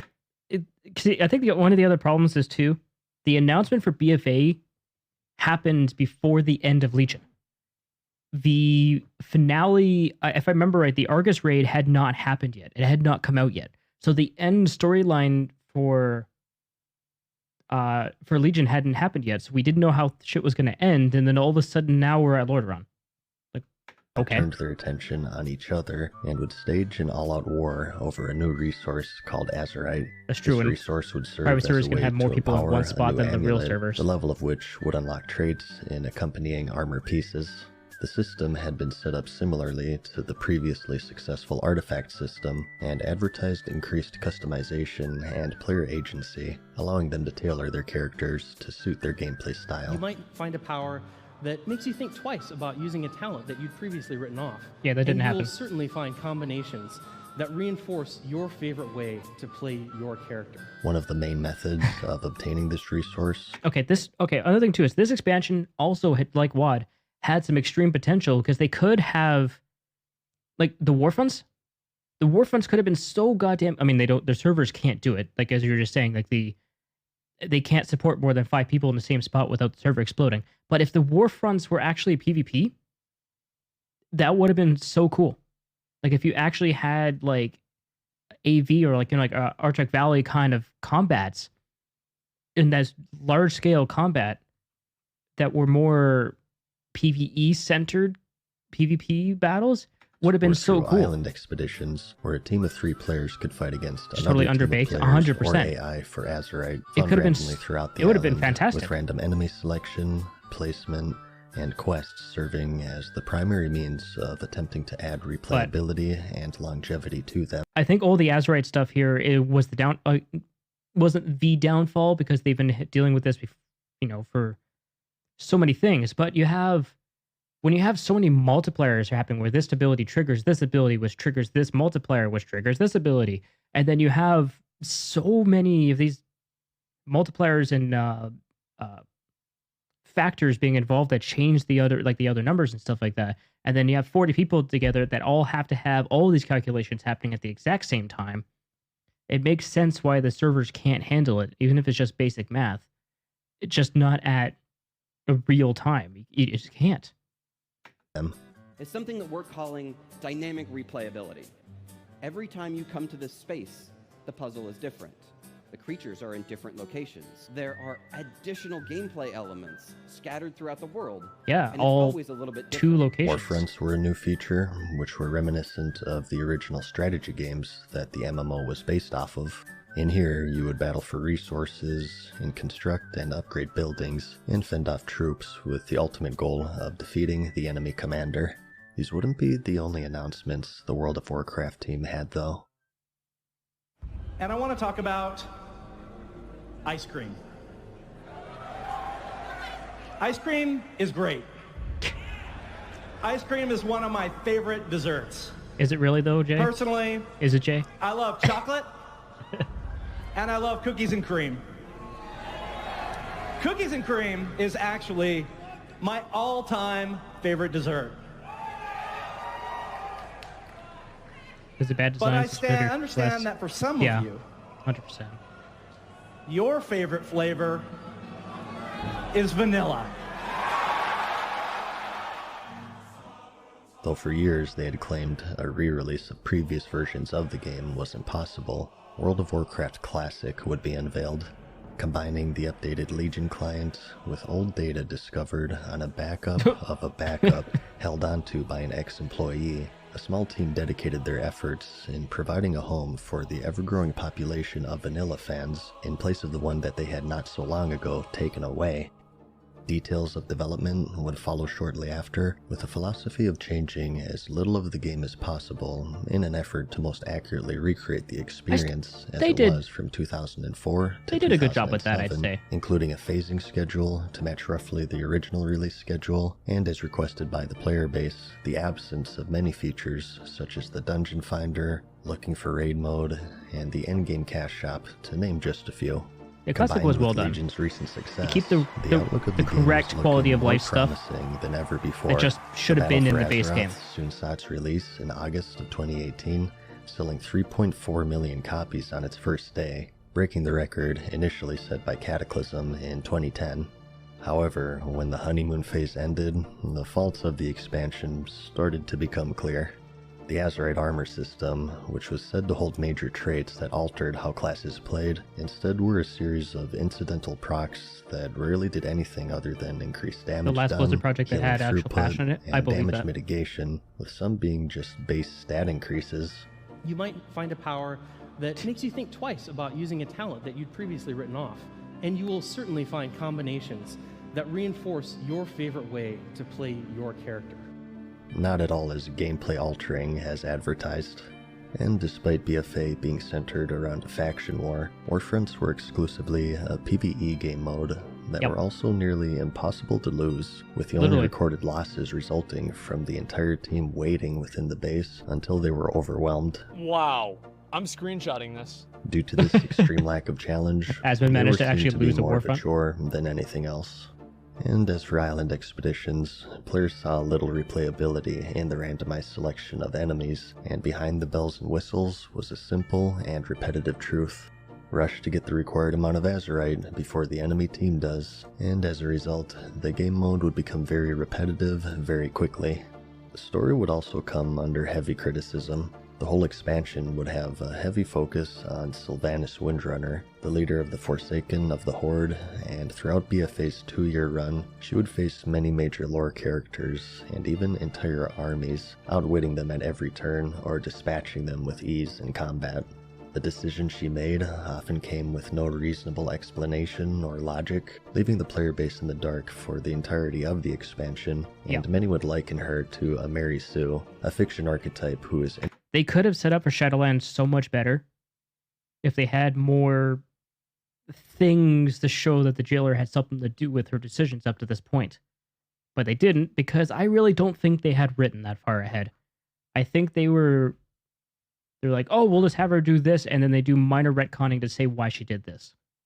Inexplicably free of any and all weakness. Such traits are also common through self-inserts, which there was also evidence of, as a writer for Blizzard would roleplay as a major character, Nathanos Blightcaller, on Twitter. The narrative structure remained ambiguous throughout the entirety of the expansion, with most criticism being made towards the ending. As was custom with the final boss of an expansion since the Wrath of the Lich King, players were treated... They did an Azoth 32, where they have him just die to a goddamn dagger. Like, okay, cool. Like, that cinematic for defeating the Zoth, even the cinematic team couldn't make that shit look good, and that's impressive. With the finale cutscene, they would typically run a few minutes and were fully voice-acted animation presentations. Is it over? At long last. No king rules forever, my son. Though for the Battle for Azeroth, the old god N'Zoth would be the finale, with years of anticipation building up as his existence was referenced several times up to the final patch of the expansion, and where players expected a similar voice-acted dialogue between the major lore characters and their thoughts on defeating a god, they were instead met with the same footage I just droned over in a monotone manner. The feedback was immediate and clear, and shortly after its premiere, the video would be unlisted. Same with Ashara. Yeah, Ashara was also a great character. Finish to a blunder of an expansion. To be fair, we never actually seen Ashara die, right? So if everything is correct and we're still in N'Zoth fever dream, Ashara can still be present. Soured as all three major systems of the expansion fell short of their goals. They would later be addressed in major patches, though players would have to wait nearly a year following their initial release. In response, monthly active users would start taking a dive, and in an attempt to bolster engagement metrics, the expansion would aim to rely on what many described to be an excessive amount of activities designed around daily and weekly timers. By the end of the expansion's lifespan, this would be the full list. Many would comment that the entire game at this point had devolved into a list of chores that you had a limited amount of time to complete. If I remember right, I remember watching an Asmund stream where he literally talked about having he had a whiteboard that he had to his side of the list of shit that he had to do for dailies for BFA because it was just so absurd. To keep players in a gerbil-like routine of going down a checklist for their daily session, instead of feeling rewarded for their playtime and dedication, many would feel punished for missing sessions and question their reasons for playing to begin with. And just 2 months after release, Blizzard would suffer another devastating departure as co-founder Mike Morhaime announced that he was stepping down as company president, promoting then executive producer J. Allen Brack to take his place. And if we know the timing here, this is right when... Yeah, look at Jay's face of, I don't want this. Because this is going to be right at the beginnings of when the investigations for the sexual assault accusations started, right? So that's right when that started. So that's when it's handing Jay the company right then and trying to make Shadowlands happen in conjunction with these investigations. More troubling still, these people weren't quitting game development. They were quitting Blizzard. Later in 2020, Morhaime would announce a new company, Dreamhaven, and under its umbrella were 2 studios, Moonshot Games and Secret Door, of which many former members of Blizzard would be employed. In its announcement, they would stress that the goal of the company would be to prioritize product quality and player experience over short-term financial pressures, a development mindset that many fans say Activision Blizzard had abandoned long ago. Chris Metzen would later found Warchief Gaming, which is dedicated to developing worlds and tabletop experiences. It's a board game thing, right? And outside of World of Warcraft, the former Hearthstone director Ben Brode would launch the game studio Second Dinner. Ex-StarCraft 2 developers would join Frost Giant and work towards developing a new RTS, and Lightforge game was opened by former Blizzard engineer Matt Shimbari and would later partner with Dreamhaven. Morhaime would be just one of many longtime talent leaving the company in recent years, and his departure would be instrumental in what would later be known as brain drain afflicting the developer.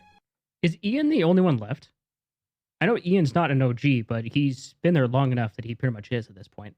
Slowly but surely, the people who made Blizzard what they were departing.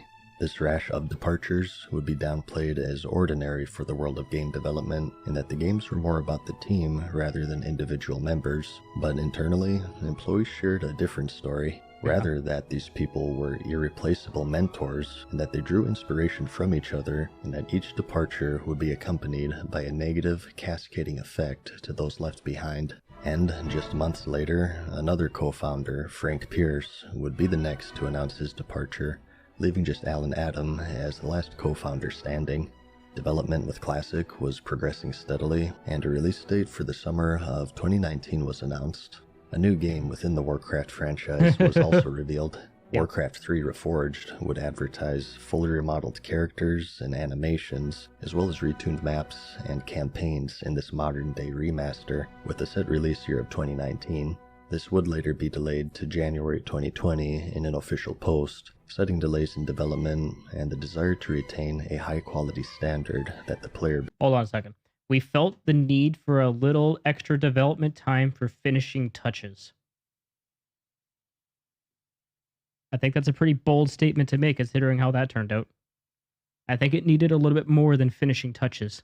Base held them to, though not pertaining to the World of Warcraft directly, but would transpire with the development of Warcraft 3 and other titles, revealed the priorities and development practices of Blizzard as a whole, and set the standard of how they would treat their community across all franchises, World of Warcraft included. This was also the BlizzCon where they announced a mobile Diablo game, which was met with, a less than desirable reception. Don't you guys have phones? Do you guys not have phones? Yeah, you guys all have phones, right? But that's a story for another time. To make matters worse, the following years, although financially successful, would prove to be the most damaging to their reputation. Though reaching historic revenue earnings, treatment of their employees would become the focus of negative press. In February of 2019, 800 employees would be fired, many without warning, and were left crying in the parking lot. This is a trend that would continue through the following years of record-breaking profits, with massive layoffs and multi-million-dollar CEO bonuses following shortly after. In one instance, employees would be given gift cards to the games that they just got fired from working on their way out. Hey, here's some Overwatch skins. You're fired, by the way. And in other cases, the amount of people fired would be underreported. Combined with the poor reception of the Battle for Azeroth, their reputation had quickly started to sour from that of a community-first industry innovator to one operated on greed, predatory business practices, and the cold treatment of their employees and even their player base. Little did everyone know, though, the worst was yet to come.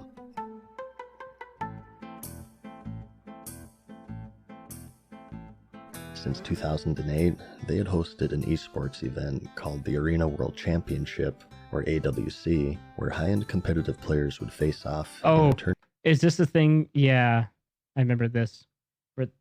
Where the funding for the prize pool came from? Tournament-style competition of the game's arena mode for cash prizes, ranging from $120,000 since its inception in 2008 to $280,000 in 2018. For 2019, however, they had announced a special campaign where players would be able to contribute to the ever-growing prize pool. 2 new toys, the Transmorpher Beacon and some faction-themed fireworks, were made to be available in the in-game cash shop, and to encourage sales, 25% of the proceeds would contribute towards the prize pool of both the Arena World Championship and also the Mythic Dungeon International, stating that the support of the players would help take the WoW esports scene to the next level. They also assured that a minimum prize pool of $500,000 would be offered, split up evenly between the 2 events. Considering that all announcements used verbiage such as help or contribute, the player base had assumed that this $500,000 prize pool would be funded by Blizzard, as they had done for a decade prior, and that the proceeds of the toy sales would, well, contribute to the total, as stated. After the campaign had concluded, though, fans were dismayed to learn that they didn't help nor contribute, as Blizzard pocketed what they would usually put up and put the responsibility on funding the entirety of the prize pool on the player base, as confirmed by an AWC participant, Snuts. So let's rephrase this. So people gave Blizzard so much money, Blizzard decided to give themselves even more. Right. So they collected around $2.6 million, give or take. And instead of adding prize money for themselves, they just pocketed $2 million and decided to just use the money that the community gave us and pay for their tournament. Snuts was on Both 3 Amigos, competitors right? and viewers expressed their anger, stating that they had felt deceived and that the good nature of those wishing to support the esports community of Blizzard were taken advantage of. Blizzard would never acknowledge the controversy, and the prize pools were funded solely by the crowdfunding campaign, and despite the self-proclaimed success in raising the funds, crowdfunding such as this would not be repeated for future tournaments, presumably due to the intense backlash that they received.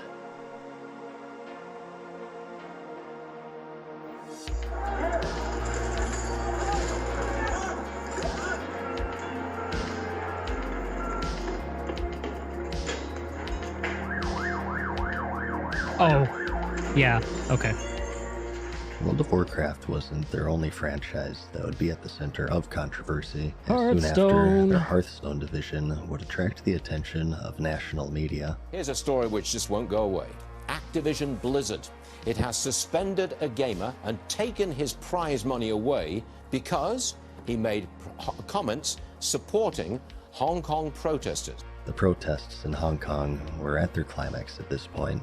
Having been a British colony until 1997, when sovereignty of the territory was returned to China, Hong Kong would retain a separate legal and economic system with basic human rights safeguarded, in contrast to other cities in China, which are heavily governed by the authoritarian central government. Though in March of 2019, a bill would be proposed that would allow extraditions of fugitives to mainland China, which infringed on these rare freedoms, and due to China's opaque legal system, would allow the prosecution of citizens for political purposes.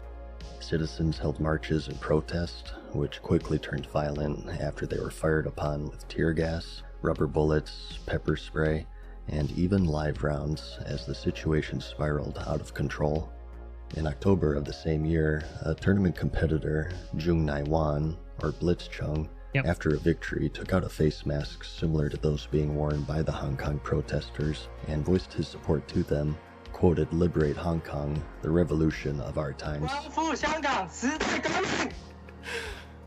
The feed was quickly cut, and the following day, Blizzard announced that Blitzchung had been banned from competing further in the tournament, in addition to revoking the prize money that he had won up until that point, totaling $10,000.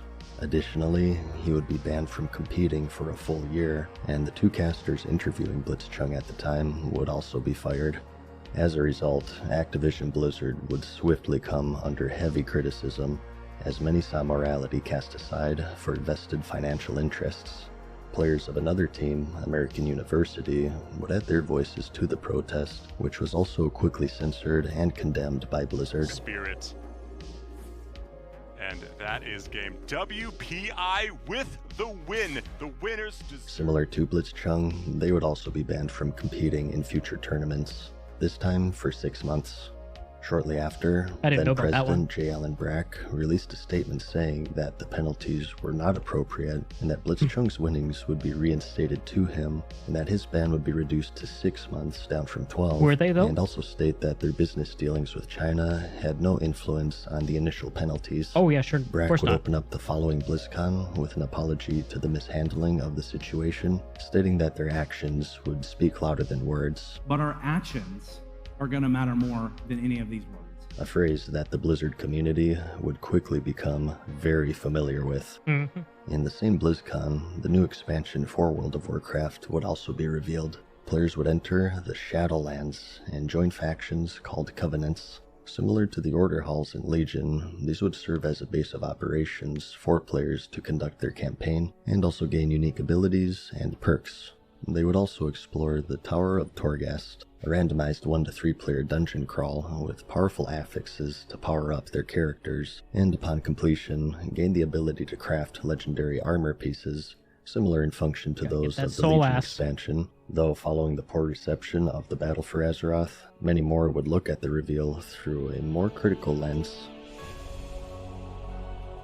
Oh, no, never mind. Though their current projects were met with mixed reactions, World of Warcraft Classic had seen its release in August of 2019 the Path of to Exile surprising music? success. Initially holding only a handful of servers, it was quickly overwhelmed, and new servers were created to hold the surprising amount of people that had longed for the Azeroth of years long past. Upon launch, interest was so underestimated that queue times would balloon up to several hours, and even months following the release for some of the highest population servers. Some aspects of the game would age well, such as a renewed sense of community and a heavy focus on traditional RPG elements, and other aspects such as a solid and archaic raiding scene and an eventual stagnation of content would remain to be problem areas within the game, as well as botting. As the game grew in popularity, so too did third-party websites offering in-game items or services in exchange for real money, a practice that's against the game's terms of service. These sites oftentimes use automated programs to obtain this currency, and Blizzard would be ineffective in controlling them throughout the duration of Classic, even though they were relatively easy to spot by the players, as displayed many times by content creators within the community. I found a warrior mob grinding in Tanaris having a bit of trouble getting to his target. Cheating had always been, and continues to be, an area where Blizzard would perform poorly, even in the current version of the game, but due to the more fragile nature of the economy... Okay, that clip there with Asmund, I still remember that. I can't remember if I saw it on YouTube or if I happened to be in the live stream at the time when he spotted that entire group of bots all doing like the boomkins doing the circle, and then instead of Blizzard actually doing something about the bots, they just phased Asmund out so he couldn't see them anymore. In World of Warcraft Classic and its community, it would have greater negative consequences. Though cheating was to remain a problem area, due to its traditional design and the absence of what many now deemed to be an overly intrusive cash shop, it proved to hold the attention of a wide player base consistently through its year-and-a-half run, though not every re-release was to be met with the same success. No, BC didn't go too well, did it? Oh, that. Yeah. That. Warcraft 3 Reforged saw its release in the following January. Though delayed as they ensured to maintain a high-quality standard, it was universally met with negative reviews, as players saw little polish with the remaster, citing a poor UI, copious bugs, a low frame rate, missing features from the original, and consistent crashes. The latter of these issues would take the spotlight in the competitive scene shortly after. In their very first major tournament, in a quarterfinal match between two top players, Moon and Thorzane, a crash occurred at a key moment. The score was 1-1. Yep, I remember this. Seemed to be on track to take the win, but suffered a disconnect mid-match. Thorzane smells blood in the water. He's going in for the kill here. We have Banish ready. Mountain King was a little hurt. This is all buying time for the towers. We have no Breath of Fire, by the way. It is Drunken Haze, so big mischance on these Dragonhawks. And disconnect. That fight was the most important one in this game yet. The match would then be restarted, and then immediately crashed again. Advantage, and he would once again retake control of the rematch, and once again suffered a disconnect. I think he already has enough mana. I don't need a Blood Mage. I don't need you. You're benched. Once this. It looks like another drop. A disconnect just at happens. a hard-lined event. Oh wow. Oof. As Thorzane, I think I kind of like his position here in this game. Again, yeah. This is so. How you doing, man? The match would be replayed for a third time, and Moon, having adapted to Thorzane's strategy at this point, was the one to take the lead and eliminated Thorzane, resulting in the forfeiture of the large prize pool he surely would have won twice. Though they are the most impactful, as they happened during a quarterfinal match, these would not be the only disconnects to occur in the tournament, as competitors in lower level brackets would also become victim to random drops at key moments. Years later, an internal investigation would reveal that they knowingly released the game in an unfinished state, unwilling to delay it for a second time in fear of losing the pre-orders they had already amassed. You've never heard that before? That the entire project was hamstrung by a low budget due to its low potential for being a big earner for the company. Internal sources would also share their struggles with exhaustion, anxiety, and depression for more than a year, and that their warnings of the game's unfinished state being largely ignored in order to make the tight release schedule. Negative reviews continued at a steady pace, as did refunds, as Still players were less than never. impressed at the level of polish that they received compared to what was promised. The classic game teams would be shut down, a new team now in their place, and in a bit of irony in a Bloomberg interview, a Blizzard spokesperson repeated the same failed promise made by Brack a few months prior, that their work and actions would speak louder than words. A delay was also announced with Shadowlands, this time from October to December. Well, that was okay. Citing that extra polish is needed before a release would be made. Totally. And despite the struggles with the Battle for Azeroth, Blizzard proved, as they have many times, that selling copies wasn't the problem, as Shadowlands sold an impressive 3.7 million copies on launch day alone. Much like its predecessor, though. I think the reason for that, though, is because people weren't just buying for Shadowlands, right? Because it was also, I think a lot of people at that time, too, were just getting on board for Classic as well. Or for Vanilla. Oh, yeah, Classic, yeah, right?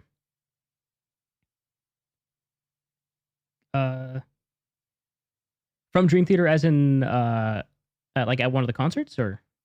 Not long after the initial launch, the expansion's major features would be the focus of criticism. The Tower of Torghast, or Chorghast as players soon likened it to, suffered the same fate as island expeditions from the Battle for Azeroth, and quickly became repetitive, as with most systems that reset on a weekly timer.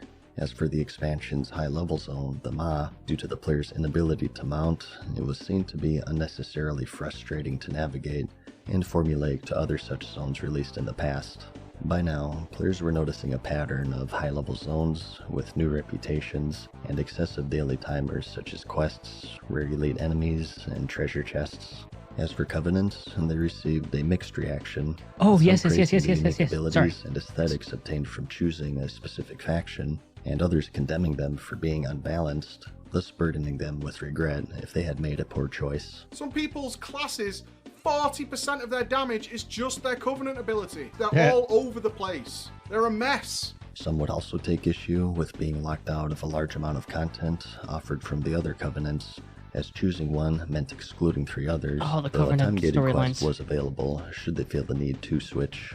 For better or for worse, Blizzard would stand their ground at launch, but also stated that they had the ability to pull the ripcord to give players more freedom with Covenants should the systems be received poorly. This comment would start a movement called Pull the Ripcord, which they would comply to nearly a year later in patch 9.1.5. Because they As for couldn't, the story, they couldn't do it, many then would see magically it as could do even it. worse than that of the Battle for Azeroth expansion. The plot somehow became even more confusing and contradictory, requiring external literature to follow along, as even YouTube channels dedicated to the lore of the game had difficulty piecing together the disorienting storylines. You know what's They good? would not be shy in expressing their frustration. How many books are you gonna fucking get out of me? How much money am I gonna pay before I can finally explain the lore to the people that want to know about it to the degree that it's actually comprehensible?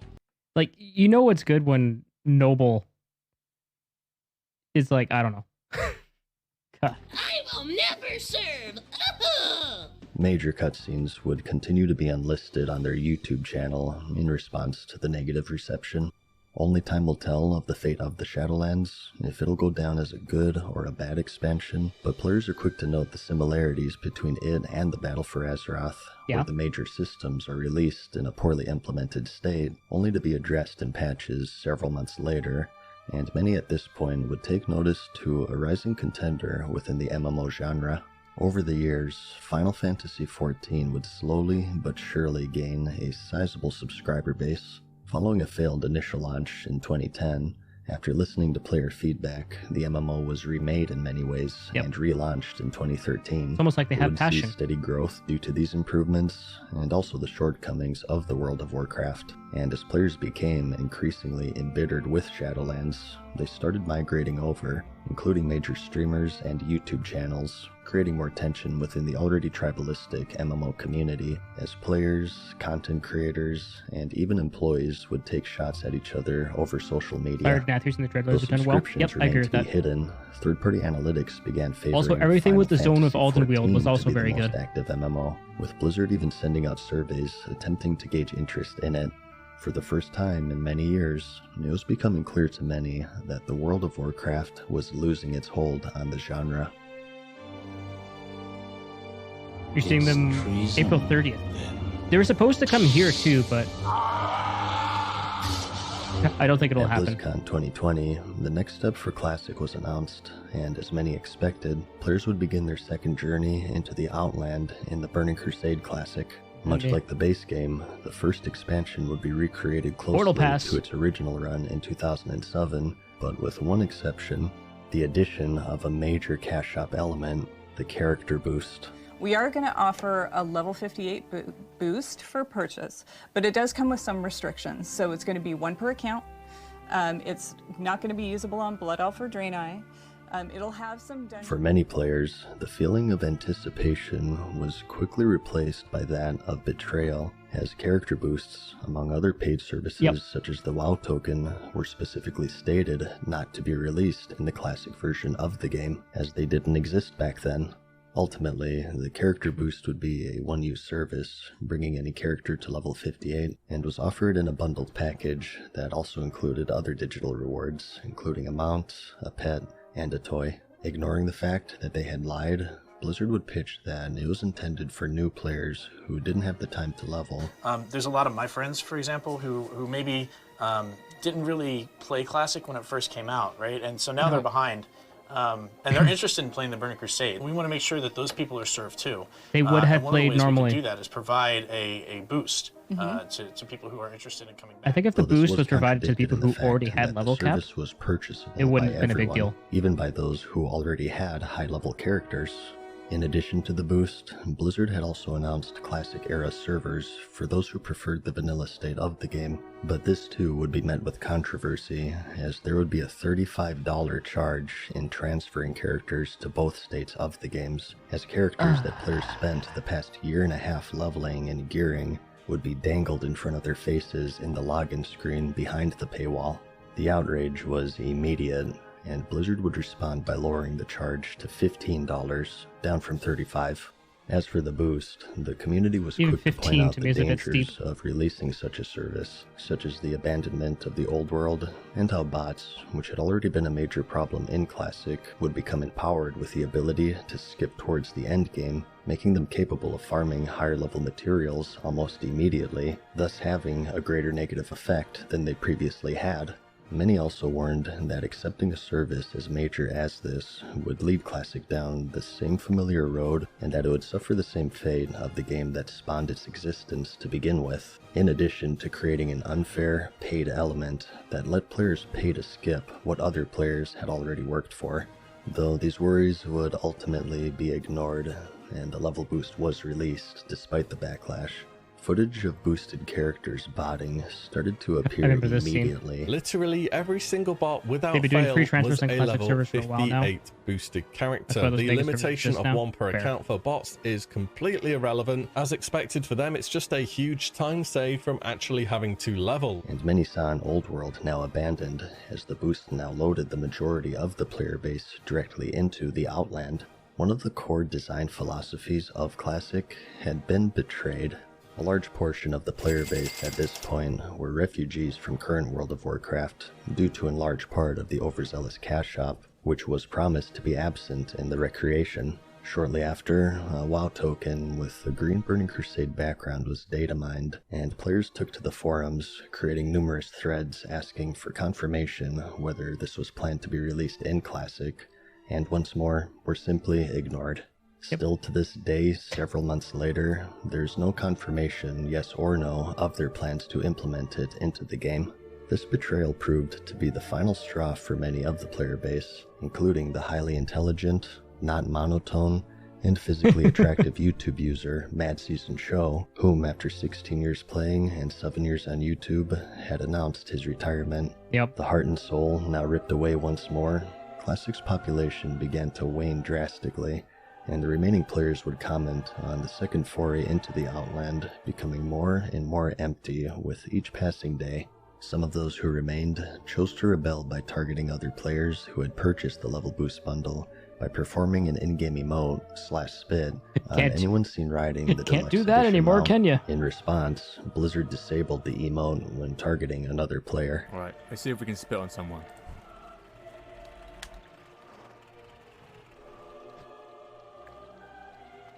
Wow. Forum threads expressing concern with Classic's future were ultimately ignored, but to a community that acted against their interests, Blizzard's response would be immediate and clear. It was revealed later that Omar Gonzalez, who was one of the few responsible for taking action and making the Classic recreation a reality, had silently taken leave from Blizzard to join Secret Door under Dreamhaven, contributing to the ever-growing list of people who didn't quit developing games, but rather quit developing games for Blizzard Entertainment. Not long after, Jeff Kaplan, 20-year veteran of Blizzard and director of Overwatch, announced his departure. This news would come as a surprise to the community, as the sequel to Overwatch, Overwatch 2, was still in development. Kaplan himself had gained the reputation as a leader and wholly passionate about his craft, so to leave a project before even seeing its release came off as abnormal, and many feared that something was deeply wrong with Blizzard behind closed doors. And prior to this, another industry veteran since its release in 2004, Alex Afrasiabi, would also quietly drop from the company in June of 2020. The manner of which he moved on, however, was also abnormal. As had been customary with the more recognized veterans of the company taking their leave, there was no farewell post, nor even an acknowledgement by Blizzard. I mean, Afrasiabi, the true reason for his departure would soon become clear. Yeah. was a bit of a different matter, though, wasn't it? Cube crawls, in which male employees apparently drink a lot of alcohol as they crawl through their way through the cubicles, often engaging in inappropriate behavior toward female employees. The agency saying it seeks, among other remedies, pay adjustments. On July 23rd, 2021, Activision Blizzard once again became the center of national news as the world would learn the details of a 2-year investigation and lawsuit by the state of California of continuous sexual misconduct and discrimination of their employees. The investigation alleges that female employees in particular were underpaid and subjected to regular sexual harassment by coworkers and superiors. In the report, it was revealed that one employee ultimately committed suicide during a company vacation. This would occur after pictures of her vagina had allegedly been passed around a company party. The investigation also described cube crawls, where employees would become intoxicated and prowl to the workplace, subjecting coworkers to unwanted sexual advances, lewd behavior, and make inappropriate comments about rape and other intrusive or demeaning behavior. The news shocked the Blizzard community and served as the final straw for many as players and content creators began to migrate away, favoring other MMOs such as Final Fantasy XIV. Activision Blizzard's response would be swift and attempted to mitigate the allegations, stating that the DFEH, the plaintiff in the lawsuit, had distorted their claims and had rushed to file an inaccurate complaint, and that they were sickened and found the manner of which they investigated and reported to be reprehensible, referring specifically that the employee's suicide had no bearing on the case. The response was quickly deemed tone-deaf by onlookers and employees alike, who staged a walkout in protest of the allegations and the cold response by their employer. Shortly after, Activision CEO Bobby Kotick also denounced the response, stating that it was tone-deaf and that fair and respectful treatment in the workplace was of the utmost importance. Not long after, he would hire a firm made famous for union busting for Amazon to investigate their HR practices. Months later, it was revealed that it was he who had originally drafted the initial response, and having another executive sign it in her name, that is the very same one that he denounced. It was also revealed that he had prior knowledge of several sexual assault cases in the workplace, and settling them out of court, and failing to make them public.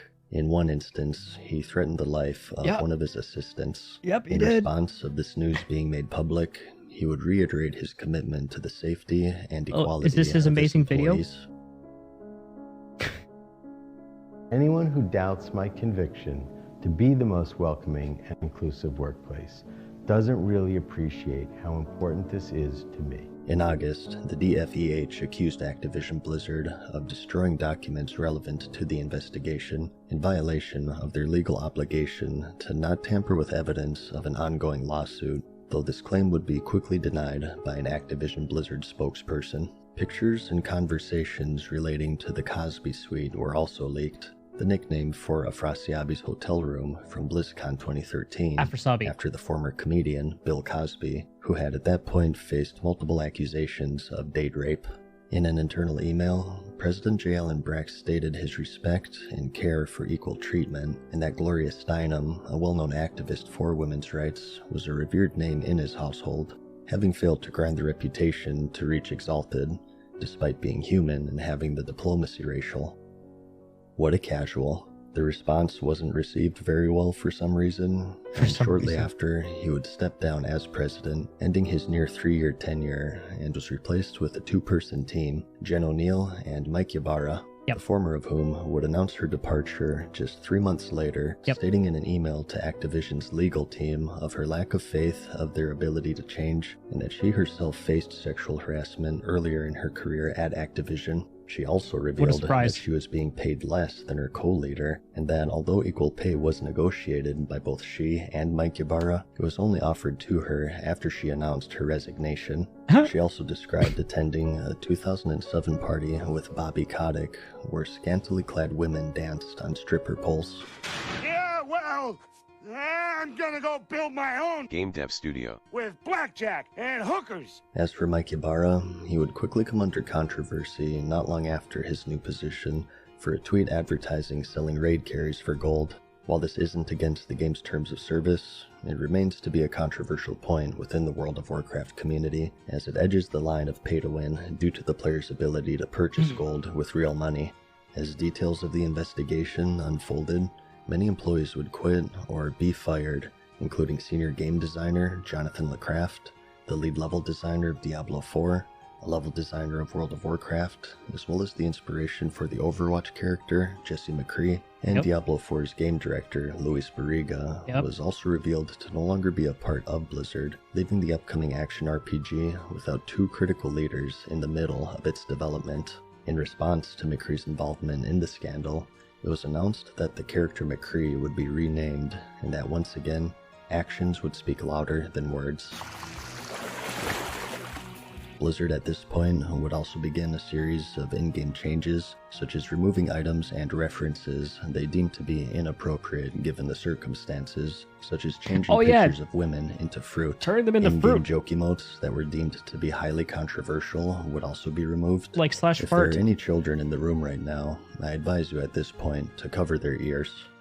To fart in the tub. Amidst the lawsuit, as tensions were at an all-time high, a senior systems designer of World of Warcraft revealed that almost no work is being done as the lawsuit was unfolding. This sparked outrage among the player base as they learned that they were paying for content that was no longer being developed in an expansion which had already seen updates at a sluggish pace.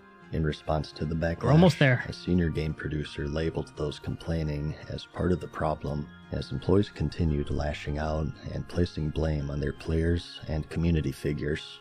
Blizzard would see a major restructuring of their teams during this time, as these employees either quit or were fired, many of which holding important positions in games that were in mid-development, causing major delays in production. In November of 2021, it was revealed by Blizzard Chief Financial Officer Armin Zerza that the company isn't planning to include both Overwatch 2 and Diablo 4 in their 2022 financial outlook report, indicating that neither release will see their debut in all of 2022 due to delays in development. As a result, financially, they would suffer their worst loss in 13 years, as stock prices fell by more than 14% in a single day, bringing its year-to-date losses to 25%. In December, employees revealed suspicions that their breast milk was being stolen. Nursing mothers would label and store packages of breast milk in the break room refrigerator, and when retrieving it later, would find that some or all of the milk would be missing, while other items in the refrigerator would remain undisturbed. Though as of this video, no evidence exists of the alleged protein-rich caper. When reached out for comment, an Activision Blizzard spokesperson replied, stating that there's no use crying over spilt milk. Speaking of milking, Blizzard would also increase focus on microtransaction offers, including mounts, pets, and cosmetic outfits, often seen to be vastly superior to those acquirable in-game. Their prices would also be criticized, as their highest package would demand a price tag of $55, nearly matching that of a full AAA release, as onlookers reacted with awe at the lack of awareness or care that Blizzard showed to its community and image. As of this video, the results of the lawsuit are pending, but regardless of the outcome, it'll surely stand out as one of the darkest moments in the company's history. One that's becoming increasingly difficult to break out of, as scrutiny remains to be at an all-time high due to the destroyed trust between they and their community.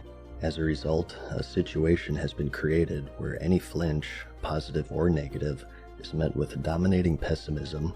Employees daily suffer abuse, not only from the outside, but as recently discovered, also from the inside. Today, they stare down the seemingly insurmountable task of repairing the damage caused to their relationship with their community, with each passing day, their environment representing a battlefield more so than that of a game development studio. While this itself is an unfair situation, many deem it a consequence of casting aside the goodwill of their player base consistently over the course of 3 tumultuous years. You can put it there. In the midst of the scandal, it was announced that BlizzCon was cancelled for the year of 2022, and that it would see a major restructuring if and when it returns. Initially, a heavily community-focused innovator with franchises that redefined genres, now leaves behind a sullied and controversial legacy in one of the most jarring and unforeseen falls in game development history. Quarterly reports show a consistent downward trend of active users, but at the same time, record-breaking revenue as patience and goodwill are continuously traded away for short-term financial profit. Just as how it breathed life into the genre with its birth in 2004, so too does it with its decline in the modern year. Its fall giving rise to a new generation of MMOs eager to claim the crown it once wore with pride and ambition. As players, community figures, and employees depart in record numbers, a particularly iconic phrase of theirs is seen to be more and more prophetic with each passing day. No king rules forever.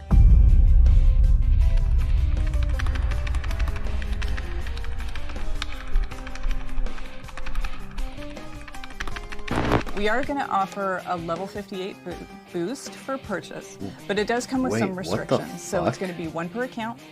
It's not going to be usable on Blood Elf or Draenor. What the fuck?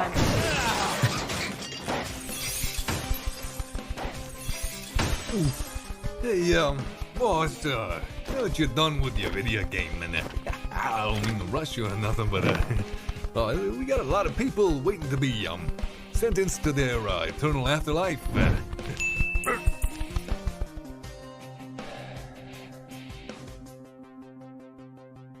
Send them in.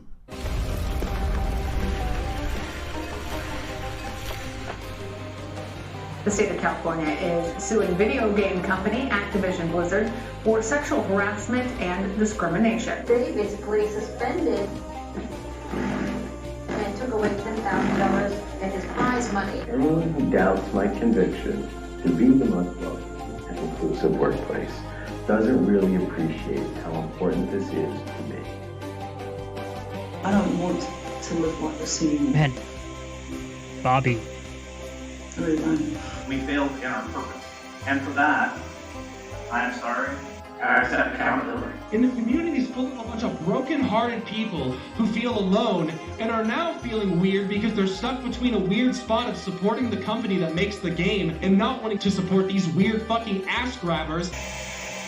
Interestingly, the board of directors of Activision rallying to Mr. Kodak's side almost immediately. At last. Rules forever, my son. I see. Yep. Only darkness.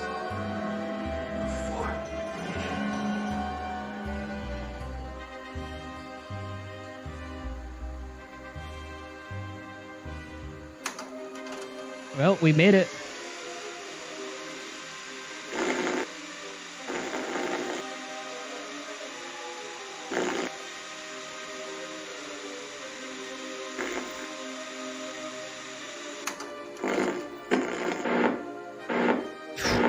I am truly grateful.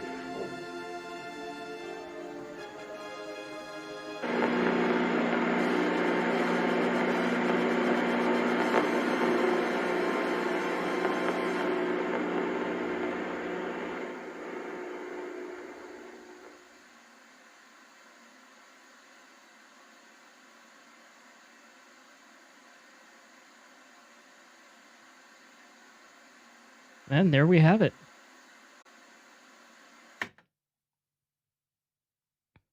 What a video.